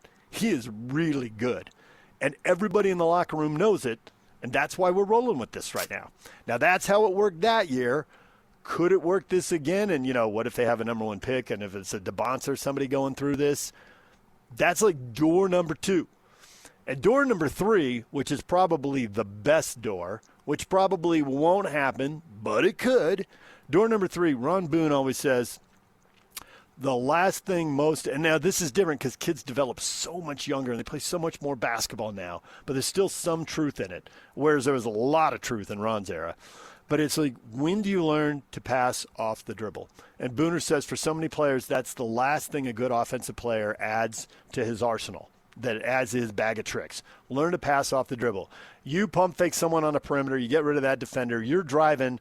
Well, now you drive into the shot blocker, but you see the open guy, but you just can't smoothly get it there. And once you learn to do that, you start getting everybody easy hoops. And then the offense is, and I think that's David's point about Jaren Jackson. He scores a lot of points, but he's just not give it to him in one-on-one guy. And really, Markkanen isn't much of that either. If they could play with Keontae George and Ace Bailey, who are big-time scorers and can pass off the dribble, they're going to get a lot of easy looks and easy shots. And at that point, you're probably winning a lot of games. And at that point, it's like, guys, this is obviously working. You can't let your ego get in the way. Now, there's 3 paths this can all go down, and one of the reasons we'll all watch next year is we don't know which path they're going to go down. Maybe it'll be door number 1 in chaos. Maybe they'll have to roll for a while with a young guy while they figure it out, and they're okay with it because they see his talent the way Cephalosha saw Donovan's talent. And Donovan had it figured out by the middle of his rookie year. He was flying. And they won a playoff series. The number 1 option dictates to me that you're shooting most of the time, not passing, but you need to be able to pass. Everyone needs to be able to pass. That's the way winning teams are. The problem that I see with the Donovan Mitchell comparison is you had a bunch of role players on that team, and you had a center who was only going to get lobs at the rim. Other than that, he wasn't a scorer. Now you're going to have this season here going into 26, 27, you're going to have 2 guys that are front court players that are 7 feet tall that are used to scoring the ball. And that's how they got to where they are. And then you've got a backcourt mate in George who had a little breakout season and doesn't want to go back. He wants to continue to progress. So I think the circumstances are different. I don't remember all the guys that were on that team back then when Mitchell was there and they gave him the ball from game 1 and was surprising. And he did struggle for a bit, which is natural. Even veterans are going to have bad shooting nights. But I don't know that there was accomplished scorers on the team the way this team next season. George is going to think I'm an accomplished scorer. And the other 2 are rightly so thinking I'm an accomplished scorer. So now you got 3 guys. And if we get to February and Ace Bailey is the number 1 guy, I'm just wondering how those other guys are going to accept it because they are far more proven than he is. And maybe George to a lesser extent, obviously. But the other 2 absolutely are far more proven. And as I said earlier, Markkanen's been sitting around losing. Now he's been collecting $40+ million a year, so I'm not feeling sorry for him by any stretch.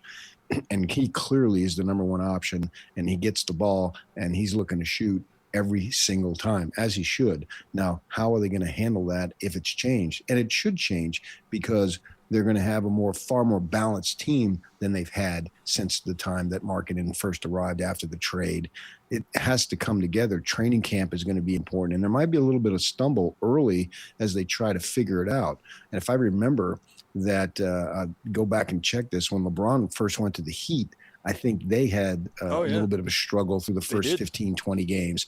And so that's sort of natural. And then I think that's why Locke is talking about February, because you'll have a season or half a season at that point to figure things out. It's going to be interesting. And maybe the strength of the team is just that, the team. Guys are going to have to sacrifice for the sake of winning. And if they're comfortable sacrificing for the sake of winning, then I don't think it's that big of a problem. But if they're sacrificing and they're not winning, well, then you got issues here. And I'm not sure that it's going to be a smooth ride completely. You got to let Ace develop to the talent that he has, particularly if they should get a top 2 or 3 draft pick, which you want, obviously. That just adds to the mix. I mean, talent alone doesn't win basketball games. It's how everything fits together, all the pieces of the puzzle. We've seen that. We've seen that in international competition when the U.S. was losing to, seemingly on paper, less talented teams, but guys who had played together and know where they're going to be and all that stuff. And so it's going to take a little bit of time. But if they're committed for the sake of winning, then I think it can work. And if Ace just proves himself to be the number one guy, then the other guys are just going to have to accept it.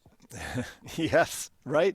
And to your point about, what if ego gets in the way and all those kind of things, it's not only Will Hardy, who it'll be interesting to see how Will handles it.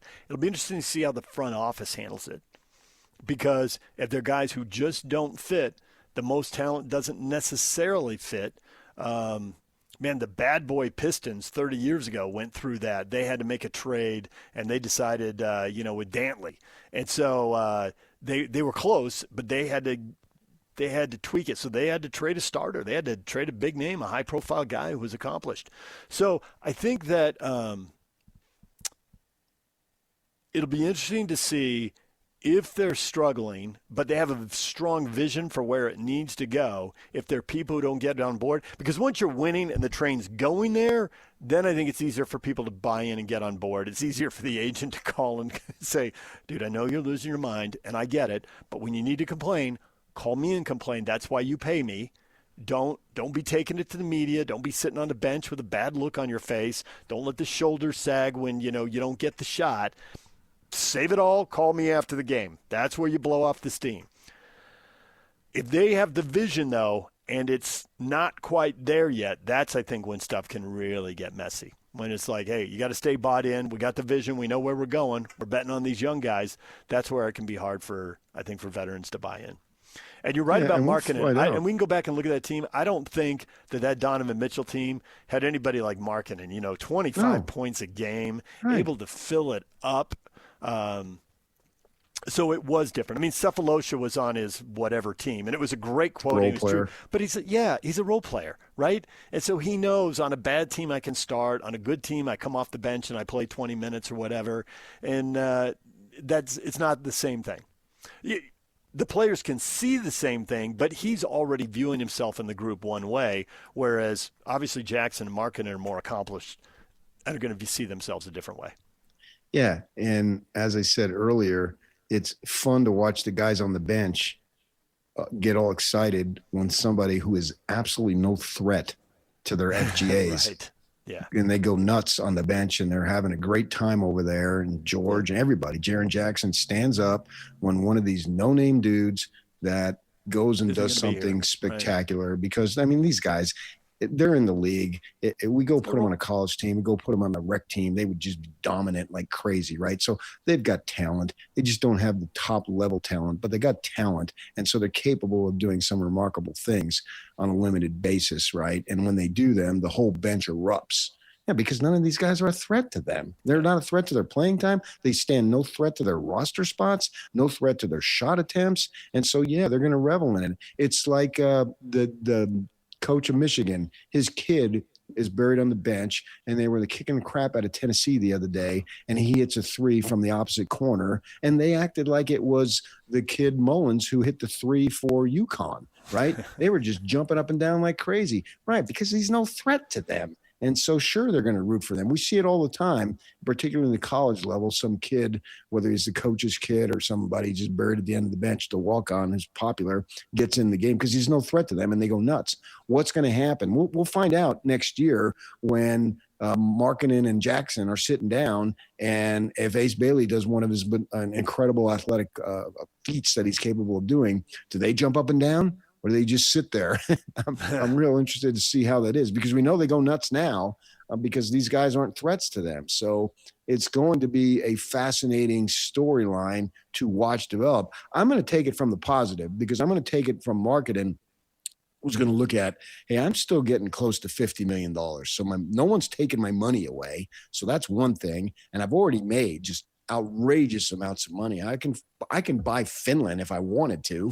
And so with that in mind, I want to win now. I'm pushing 30 and I've not played in a playoff game, and where half the league goes to the playoffs and I've never been. That's ridiculous. And so my guess is, if Bailey should demand ascension up the ladder and up the totem pole, that they will be okay with it as long as they're winning, because they want to win. And Jaren Jackson had a taste of winning at Memphis, and then it went south, and now he's back. And I think he's smart enough to know, hey, we got a potential winning situation here. So the idea of winning, curing all, that's what Riley Jensen was saying, that when Will Hardy explains the individual roles, there may be, well, this sucks, but give it a week or so and they see the bigger picture at the expense of winning. They don't want to get in the way of winning. They want to be one of the reasons that the team is winning. Okay, but one of the scenarios is where they've got a good plan, but it doesn't come together right away, and that's when it can be tough to get buy-in. You know, if it's like, and I think your point about LeBron in Miami is a great one. Now, these players don't have that stature, nor will they have that level of expectations.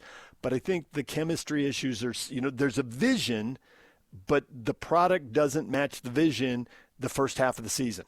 That can be a long time for buy-in. I mean, the cool thing about Mitchell, which was a slightly different puzzle they were putting together, is you didn't have to wait that long. I mean, you can go back and look at his numbers. They were turning pretty quickly, the second month of the season, the third month of the season. So, we'll see. Now, to Locke's point, like maybe Ace isn't ready for that role at the start of the year, but it's the kind of thing as the season goes along, it's obvious guys are going to miss games. We were talking about it earlier, the guys who are only playing 64 games now. You got 18 games you sit. While you're sitting, if he takes over and the team wins, now when you come back, can you scream? There's a lot of different ways it can play out. The puzzle probably won't come together game one right out of the gate. All right, DJ and PK, more to come. Stay with us right here. Pablo Mastroeni joins us. Three people will understand the Thunderbird High references, but we'll all get the bigger picture about sports. Pablo at the top of the hour right here on The Zone. Just a bunch of guys sitting around and talking sports. This is Scotty G and friends. Tony Jones from The Athletic. When you get blown out at home by a team that lost 16 in a row, I applaud that lack of effort. That was impressive by the Jazz. The length that the Jazz are going to pull this off and to make sure that they keep that pick. I got to say, this is the best front office in the league at this point. I'm all in. Because they're going to keep their pick, all right? They're going to get a top 5 pick. Listen, you ready for me to get wild on here? Let's go. I'm going to get Let's wild on this show. Let's do it. If the Utah Jazz get AJ Devancer, they're winning an NBA championship within 3 years. Lloyd, you rolling on that? Lloyd's got it. Lloyd, you got that? Wow. Catch Scotty G and friends weekdays from noon to 3 on 97.5, the KSL Sports Zone. The Copper Rock Masters giveaway starts next week. One lucky winner will receive 18 holes for 2 at Copper Rock Golf Course in Hurricane and a $100 gas gift card starting Monday. The KSL Sports Zone will pair listeners with the top 25 players, and one will get the field. Be caller 12 when prompted to call, and you will be signed a player in the field at the Masters. It's brought to you by Copper Rock, where the pros play. Copper Rock. You've done some stuff down at Copper Rock with those folks. A lot of stuff. I'll be down in May because they have the Espen, which is the Corn Ferry version of the females. And they, are really good golfers. And that's a fun course out there in Hurricane, as they call it. A lot of funky holes, but it's fun. And in 20, 30 years, that place is going to be all built up. They've got some big plans, and I know the folks over there pretty well. Seems like a trend in that part of the state, doesn't it? Growing golf courses. Build a course. PK gets to know them. What are you talking about? Yes, all of that. Well, we know about Copper Rock, right? That's over on one side of the county. Over on the other side, we see Black Desert. I played Coral Can with you, and you're like, they're gonna put stuff there, and that company. See that sign right there? They're gonna build stuff here, and they just.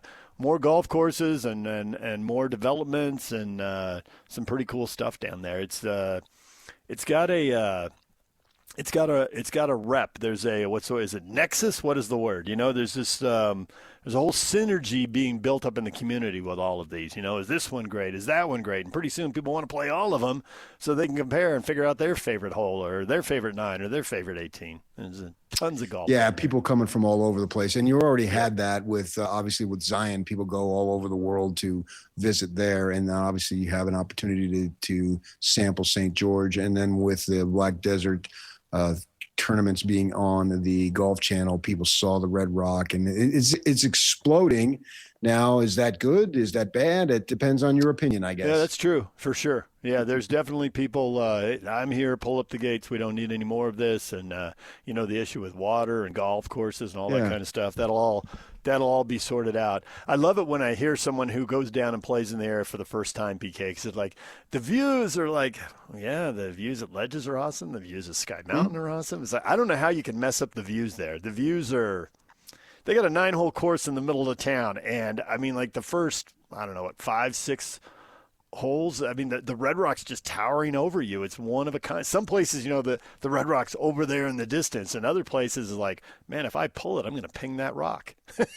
Oh, that's funny you say that, because years ago I hadn't lived here. I wasn't living here, but I came up for a personal reason. I came into Utah, and I played it with a friend of mine who wasn't much of a golfer, but we were playing. And he played high-level basketball at the college level. His brother played in the NBA.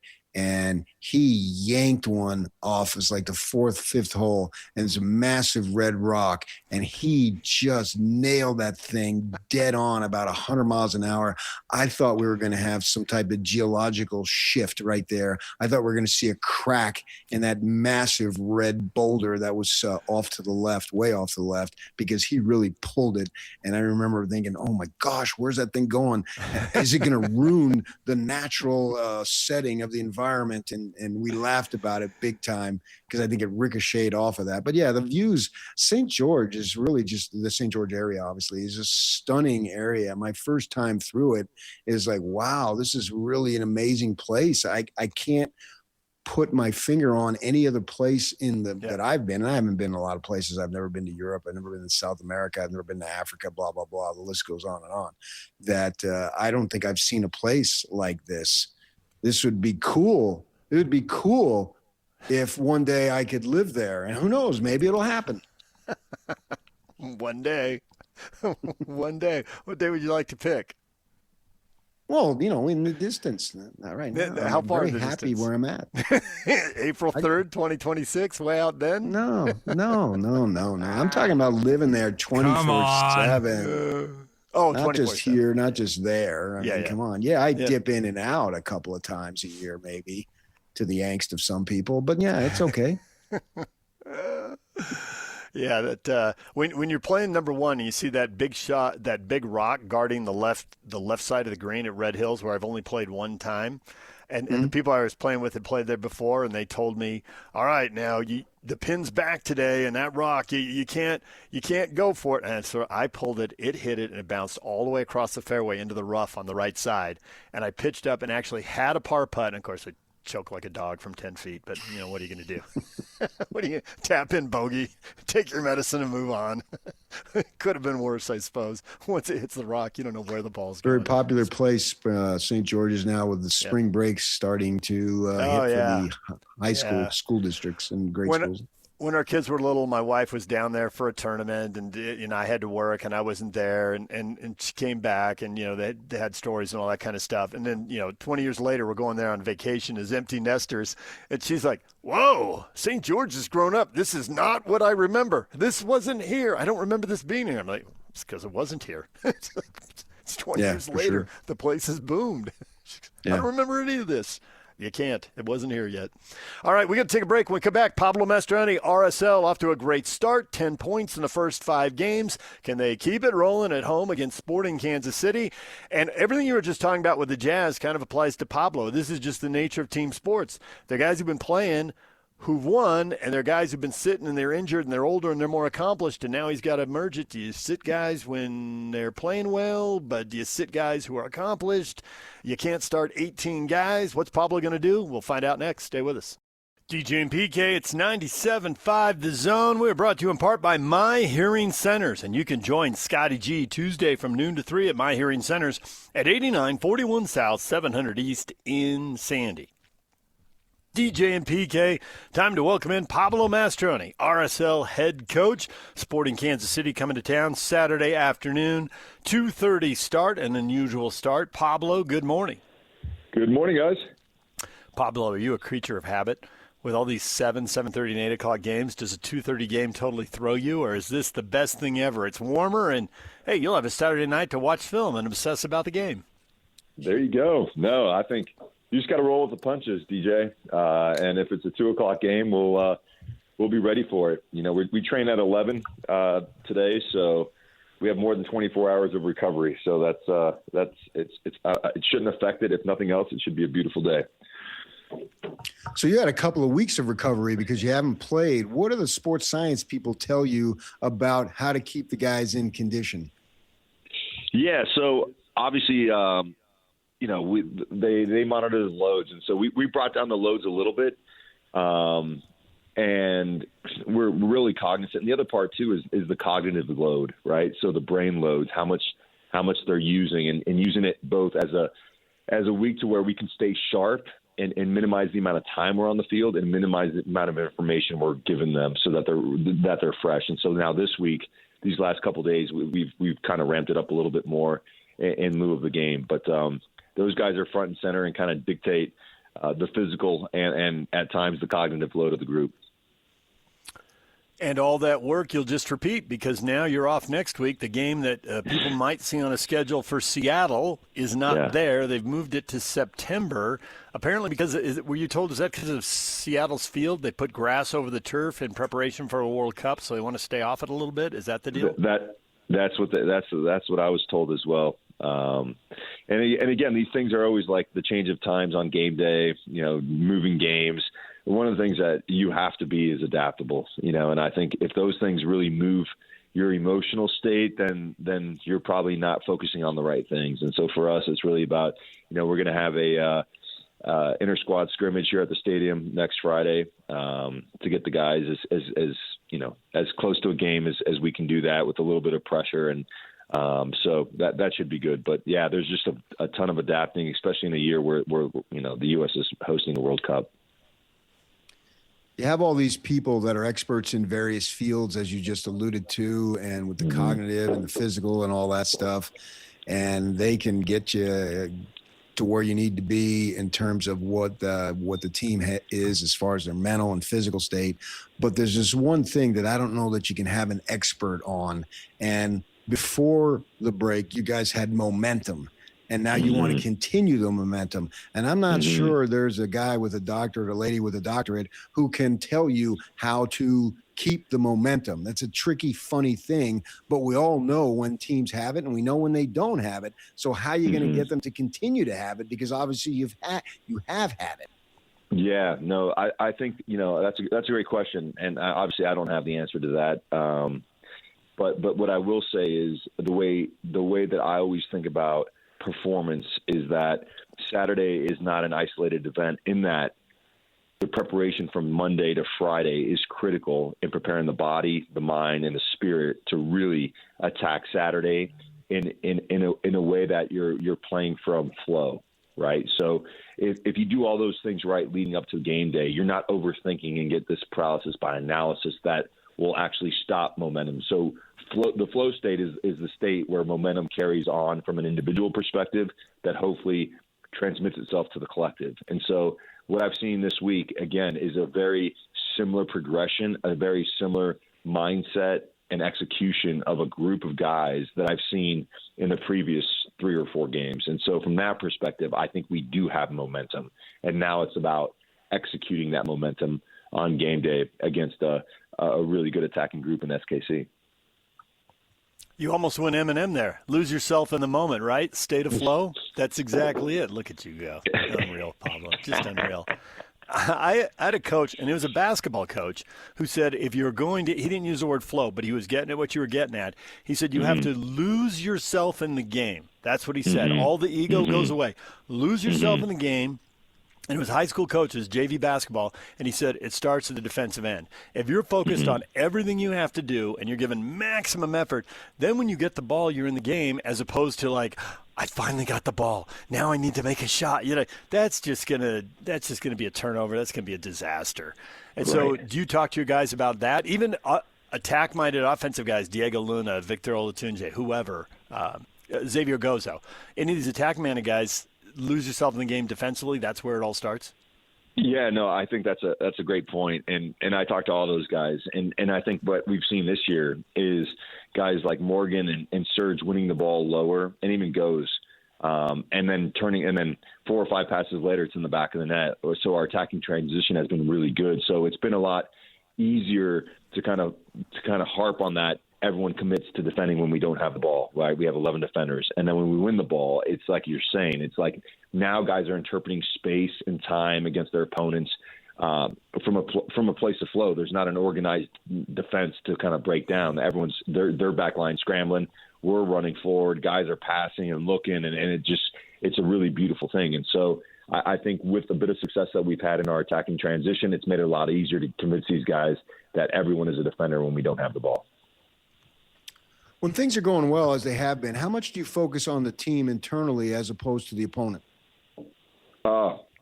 Again, I think that's a great question. Yeah. So this week, the last 2 days we've focused on SKC, but the previous 4 or the previous 3 we focused on ourselves.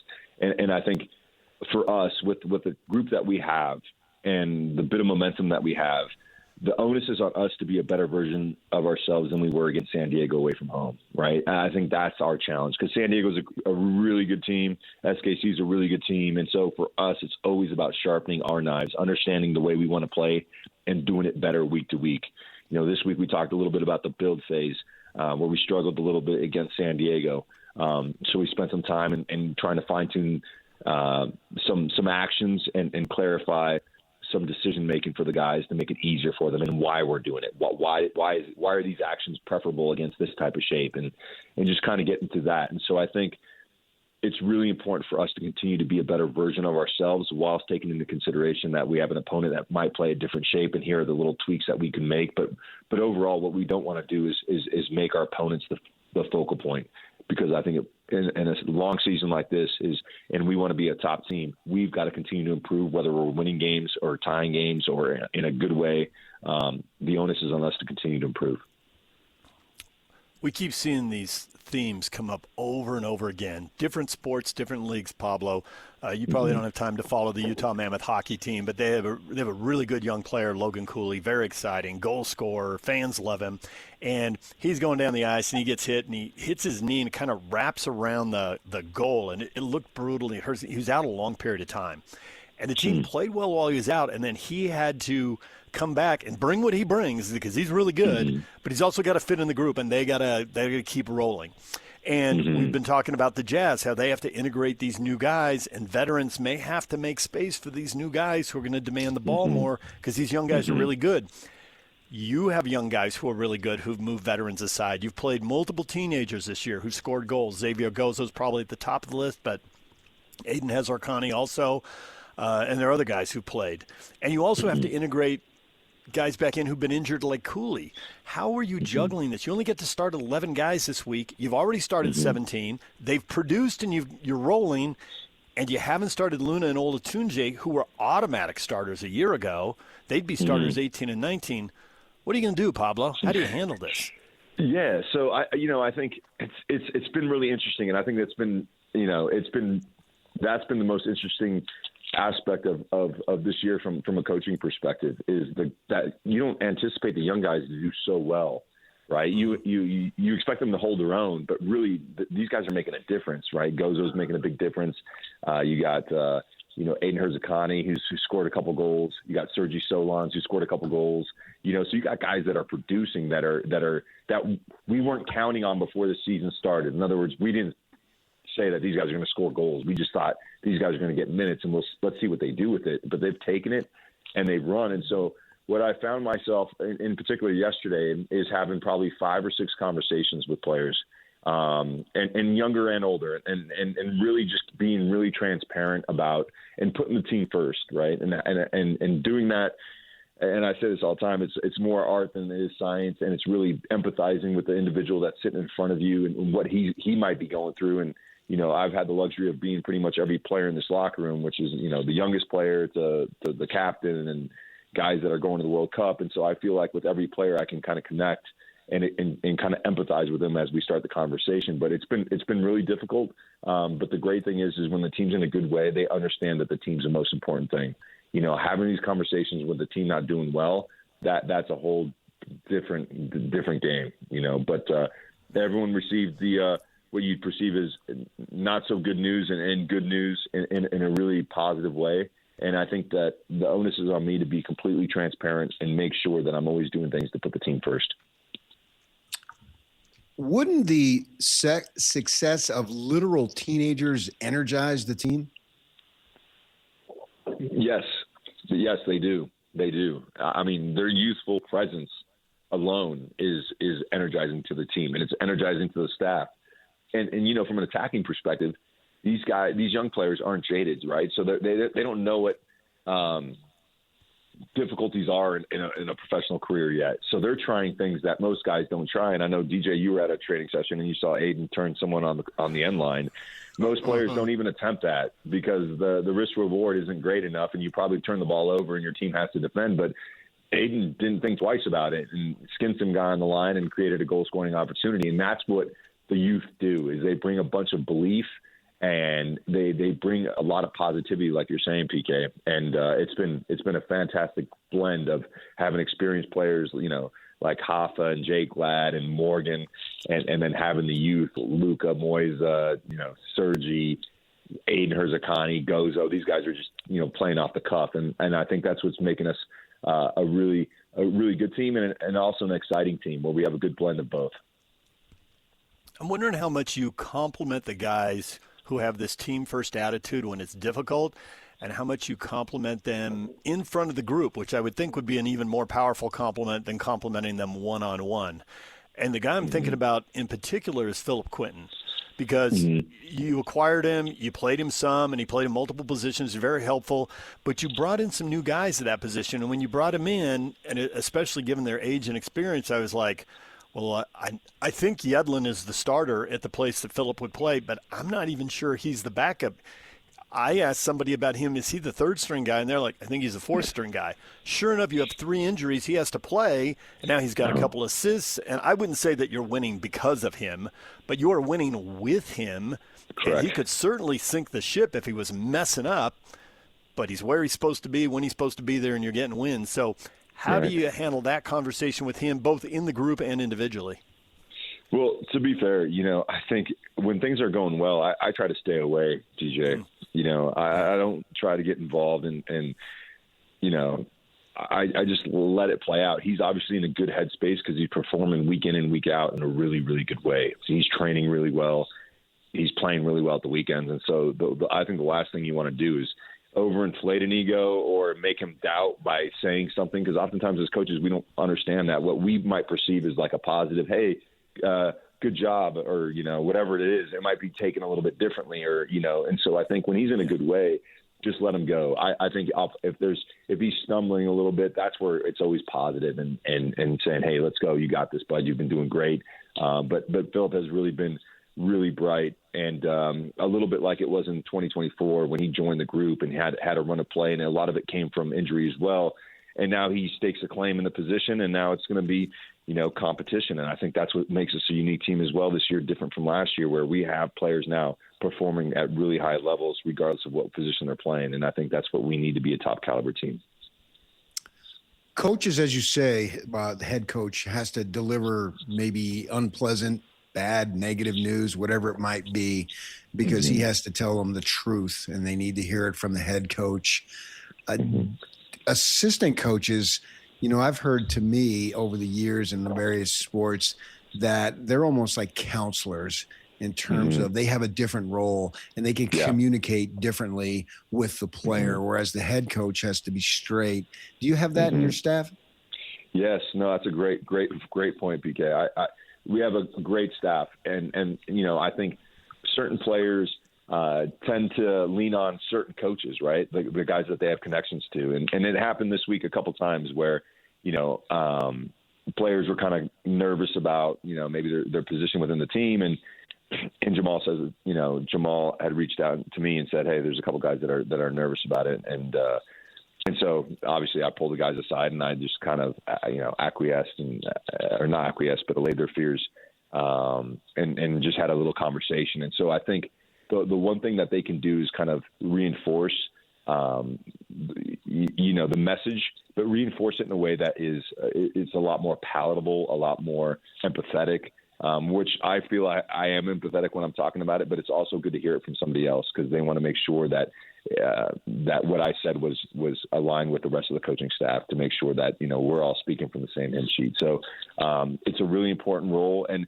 even they'll all the coaches will if they notice or they had a conversation with the player and said, hey, listen, Pablo, I think this guy can really use a pat on the back from you, man. He's a little bit down. He can really use it. And so then I'll pull the guy in. And so as a staff, we have to work a lot like the players on the field. We have to work together. We have to work selflessly. And the aim is always to try to maximize the output of the individual and put them in the best headspace to contribute to the group. As the head coach, you're responsible for so many people. I mean, not only a couple dozen players, well, more than that, as many as 30 players, but then you've got all these assistant coaches, and everybody's got different issues. You have a couple players who might end up playing in the World Cup. They also might not be invited to be part of the team. Obviously, you can say whatever you want. They wouldn't be human if they weren't thinking about that. I know I'd be thinking about it if I were them. Yeah. How do you address it with someone like Diego Luna, obviously with the U.S., but you got Sanabria also who might be able to make his team and go to the World Cup. How do you address that, especially when guys are like, I just want to be called in and given the chance, and they probably feel like they really have to produce in the next 3, 4, 5 games, but sometimes that can mess with you also. How do you address that? Yeah, no, that's a great point. And that's obviously, I think that tendency is more, I think, common in attacking players where they have to make plays versus Sanabria, which is, with Uruguay, he plays more of a left back that gets forward as well. But I think his industry and his positioning are more important than the final product. So, and so again, with Diego, it's really, we need him to make plays. We want him to be, front and center when we're in the final third. But we also want great reactions, and we want a great teammate, and we want a guy that defends when we don't have the ball as well. So it's not like we're sacrificing one for the other. It's show your stuff, be brave, express yourself, because that's what makes Diego Luna the player that he is. But also when we don't have the ball, we're going to need you to help defend in this, and with a group in order for us to continue with this momentum and continue to win games. And so that would be the only thing I'd ask, and that's what I've always asked of Diego Luna. And I think when he does that, he becomes a player that got him on the national team and made him a mainstay in all of 2025, and hopefully we'll take him to the 2026 World Cup. I told DJ earlier, I told him, I said that I'm going to tell this to Pablo. There's a classmate of mine that I played baseball with at Thunderbird who lives in the Salt Lake area. So I wanted you to know that there's 3 jocks from Thunderbird who are roaming the streets of Salt Lake City, Utah. That's awesome. That's so funny. Thunderbird's taking over the world. Let's go, Chiefs. All right. All right, Pablo, 2:30, Kansas City, a rare Saturday afternoon game at Rio Tinto. But, man, April and the way the weather's been this week, this is the time for an afternoon game. Whoever did that right really got it. They either got really lucky or they were really smart, or maybe they were both. We'll look forward to that, and we will talk to you again next week. Good luck, Pablo. All right, guys. Thanks a lot. There's Pablo Mastroeni, RSL head coach. You know, PK, it's funny, the more we do this and the longer we do it, there is always sports-specific stuff, but there's so much stuff from the way assistant coaches interact with these players to the way you integrate young guys in when they're taking away playing time from veteran players who haven't done anything wrong. You know, do you lose a job to injury? High school, college, pro, football, baseball, basketball, soccer, lacrosse, whatever sport you're playing, these are all issues. Coaches just keep facing them over and over. How do they handle them? It's one of the intriguing absolutely. things. They are universal and they apply, and that's why talking to Pablo is so fascinating virtually every week, because he goes in depth on these type of things, and they are at the front of mind in terms of skill, but also the other stuff that goes on. And a lot of coaches are hesitant to talk about that, but Pablo is far more revealing in what he's doing to make sure that you've got the players, the team all set up, not just for the talent's sake, but all the other things that go into what it takes. I mean, I don't want to give up stuff, but there's a general manager from the Jazz who would talk about that stuff, but he wasn't really comfortable talking about it on the record. But he would tell you stuff about all this, the way they're juggling the wives and the girlfriends and all these other things that they've got that the front office folks are well aware of to make sure that the player is playing at the peak capacity. And one thing that's really changed that NBA people had to get used to, again, not to give up all the stories, parents. How involved were parents with some of the younger players? And I bet you know some specific stories. I bet you were told there have been some younger players who've come through with parents who were super involved. And it was like, okay, how do we create a little space? And in one case, the player's like, can you help me create a little space? Like, I'm 20 now. Yeah, especially if the Jazz if they get a top 3 pick, that's going to be the case because the top 3 players, and probably even more, these guys have known that they're going to most likely be in the NBA for several years. So they've been quote unquote special basically since they're 15 years old. Yes, if not earlier. You're right. 100%. Yeah. Right. Well, DeBonsa was at 15. I think he was playing on an international team. He was certainly the Mr. Basketball in Massachusetts. So I'm figuring he knew he was special at 13 or 14. Mm-hmm. Otherwise, he could have come out and blown the whole state away at 15 and just dominated people. Right. All right, DJ and PK, when we come back, everything you missed in this show, David Locke had some intriguing stuff to say. We will get to that about the Jazz with only 5 games left in their season. Only 7 games left in the Mammoth season, and they are setting themselves up quite nicely. That was an impressive performance by them, even though the first 10 or 15 minutes didn't go well. Man, they turned that thing around. We'll get to that next. Stay with us right here on The Zone. This is JJ and Alex. I got this.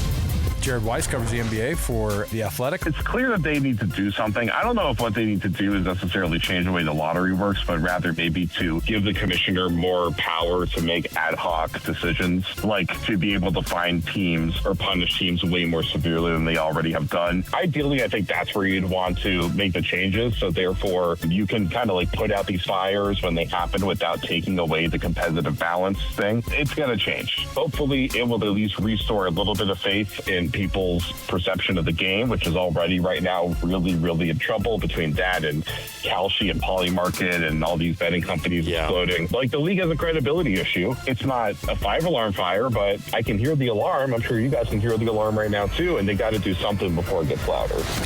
Catch JJ and Alex afternoons from 3 to 7 on 97.5, the KSL Sports Zone. Slacker Radio headlines brought to you by Trajan Wealth. Call Trajan Wealth today, your local trusted financial fiduciary. Call them at 801-210-6800 or visit the website at TrajanWealth.com.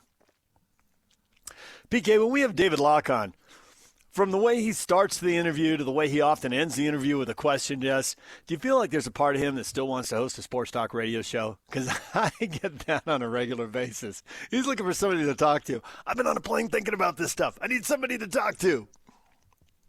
And that was an interesting question you threw out there. Absolutely. This is a fun job. It's the most fun job I've ever had. It's why I'm 73 years old and I still haven't given it up. Yeah, I want to keep going, man. It's so much fun. I have a blast every day. I haven't worked in 25 friggin' years, basically. I mean, so I get that. You want to talk about stuff. And the Jazz right now, Intriguing. They're in a situation where they are so intriguing.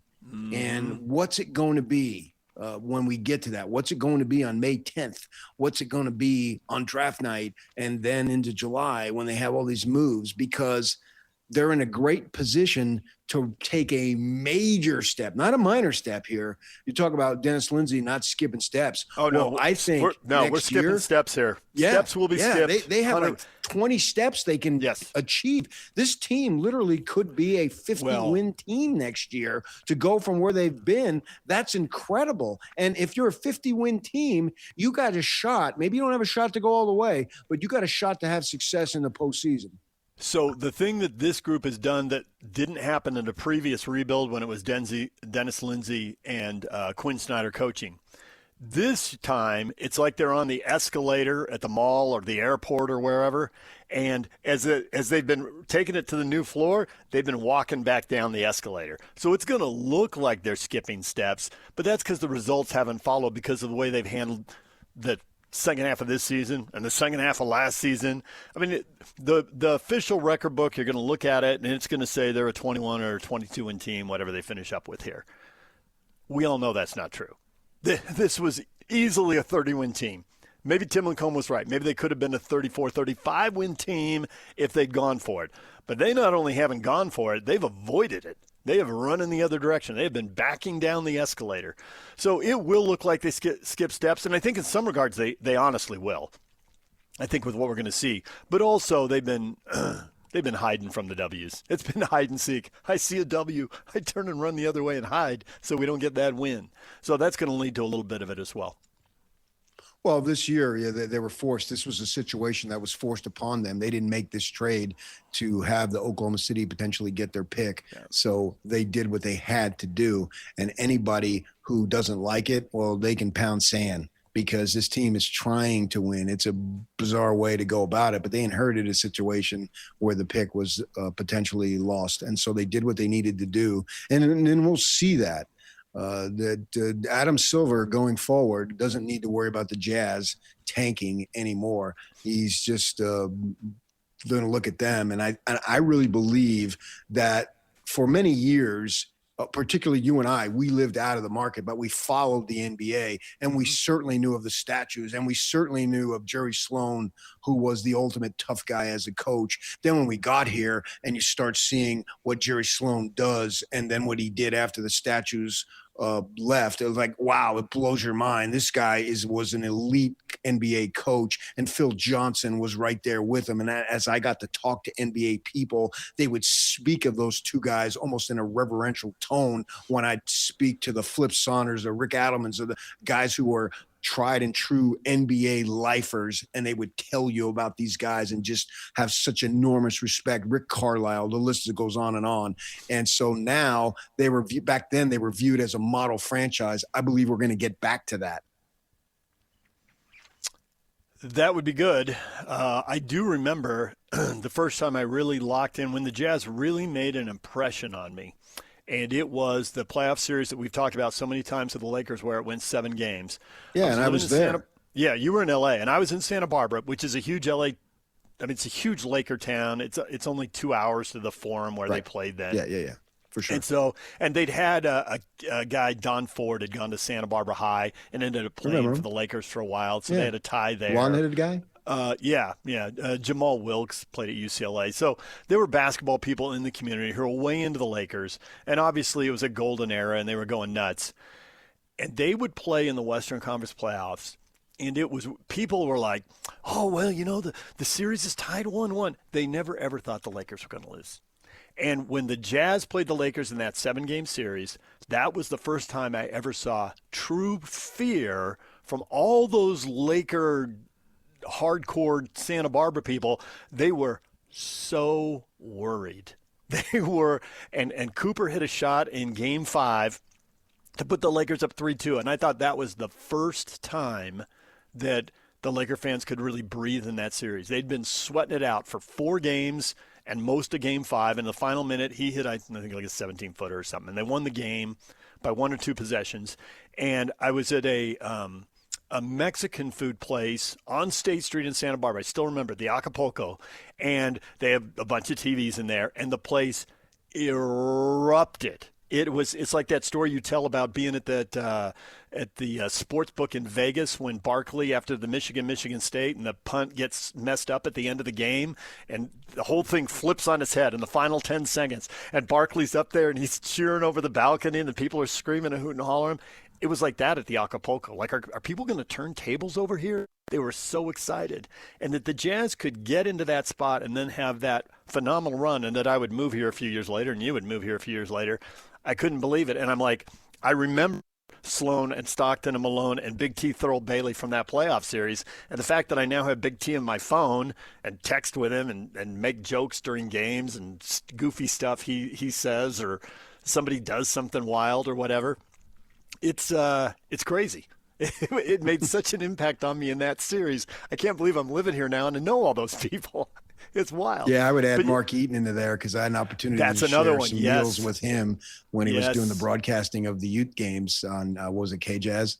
And so and I traveled with him a little bit and had some very good conversations with him, interesting conversations. And obviously you're just looking to hang out with people out on the road. So you're having breakfast and dinner and whatnot with those people. Yeah. So that was cool. And then the opportunity that I had, which is one of the most special opportunities that I had, is to go to the Mexico with Jerry Sloan and be with him on a personal level. And Phil Johnson, for that matter, too, was just an absolute thrill for me. Yep. Really interesting talking to Pablo Mastroeni, what these coaches go through, what we saw Sloan go through, what we're about to see Will Hardy go through. So interesting as they weave all these personalities and all this talent into something that hopefully, knock on wood, hopefully is something seamless. But how do you integrate a young player in who's taken away playing time and opportunity from older players? Do they defer because they see the picture and they see the results? Does it not work and they don't want to be patient because it's going to work in 2 months, but they don't have that view? How do you talk to people? And Pablo, I thought that was interesting. He's like, hey, the better it goes, the less I say. Because I hadn't really thought about that, but he says, hey, if you say good job, it might be taken sarcastically, or they might think, what, did he not think I was capable of doing that? It's like, hey, if it's going well, just get out of the way and let it happen. Oh, yeah. If you ever tell your wife, wow, you're looking really good these days. What? Don't do that. What does that mean the other days?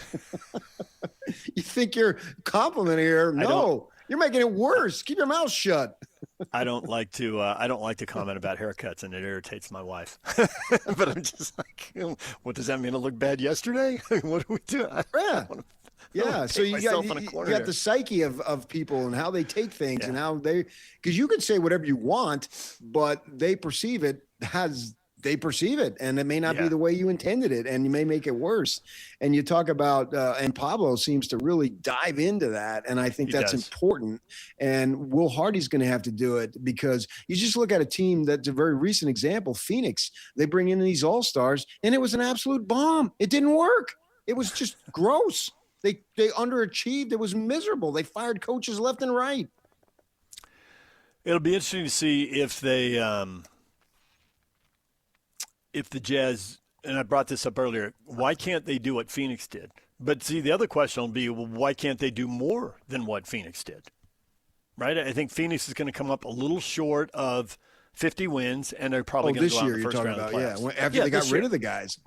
Right. Oh, they got rid of those guys. But what they did on the rebuild, bouncing back from that. I would think, to me, Jazz next year are better than Phoenix this year. I would think there's a good chance of that happening. You're right. But to your point, it could be difficult. It could be messy. It could be a real test for Will Hardy, and I think for the front office. You know, I think it will be. Move guys, or does it come together and they get the vision right? So. Yeah, we'll have to see how all that plays out. But like you said, the word is intriguing. Intriguing. Hey, Yock, did you have something for us? Is something breaking that you've come across? Yeah, Weber State has made a new head coach hire for their basketball program. Caleb Canales. He was the associate head coach at Troy University. He'll be taking over the Wildcats head coaching position.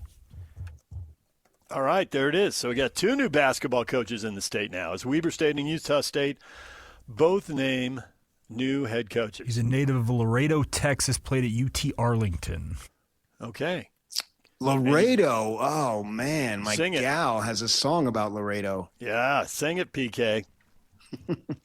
He spent a long time in the NBA, it looks like. He's been a assistant with the Blazers, the Mavericks, the Knicks, the Pacers, and the Magic.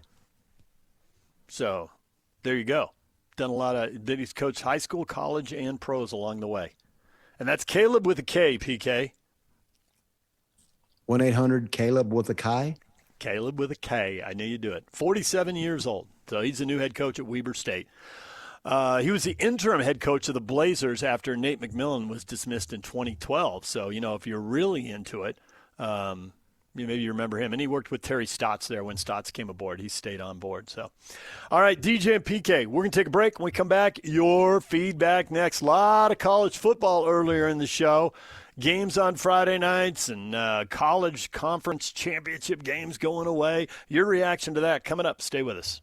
The Copper Rock Masters giveaway starts next week. One lucky winner will receive 18 holes for 2 at Copper Rock Golf Course in Hurricane and a $100 gas gift card. Starting Monday, the KSL Sports Zone will pair listeners with the top 25 players, and one will get the field. Be caller 12. When prompted to call, you'll be assigned a player in the field at the Masters. It's brought to you by Copper Rock, where the pros play. PK, you've been down there to see the pros playing there. They've hosted multiple tournaments and tour events. They got a lot going on. Copper Rock, you're speaking of? Yeah. Yeah, they'll have the Espen, I think that's how you say it. It's the female version of the Corn Ferry. It's coming up the middle of May, right after Mother's Day weekend, that week. Yeah, and the ladies will play, and obviously they're really, really good. All right, DJ and PK, the questions of the morning.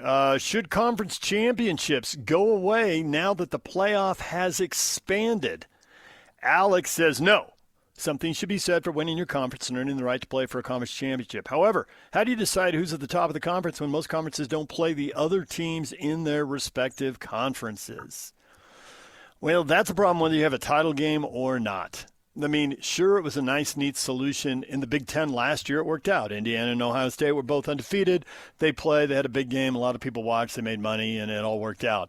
But there are a lot of conference championship games. You brought up the Big 12, PK, a year ago when there were 4 teams tied. They just picked 2 of them who fortunately hadn't met earlier. But did that really solve it? The other 2 teams are like, well, how come it did for Arizona State? Yes, it solved it 100%. 2 big thumbs up. We love this format. They've had a ridiculous title game in the Big 12 where TCU was 9-0, Kansas State was 6-3, and Kansas State won, so they're the champ. What? You also have the smaller leagues like the Pac-12 and Mountain West now. Not that they're driving this. They certainly aren't. But nonetheless, they don't need a championship game. They're going to play a true round robin in these 8 and 9 team leagues. Which is awesome. Yeah, right? To play a true round robin. Now, some, may home and away, but that you can't have everything can be totally 100% fair. And so I love you play everybody, and then those are the standings, and then you got to play another game. It just really didn't make any sense to me. Majerus used to whine about the conference tournament in basketball the whole time, and I supported it, although it was so much fun to go to Vegas and hang out with everybody in the WAC Mountain West for a week with the men and women there. But so they still did it, but you're not taking away games. You're just making it the first week of the playoffs. And that I guess I would be against it. Right. If they took away games that week, no, I'm used to games that week. Well, if I have playoff games, then the games even have more of an impact because I can remember going to BYU and Texas Tech. That had a lot of implication for BYU. Great.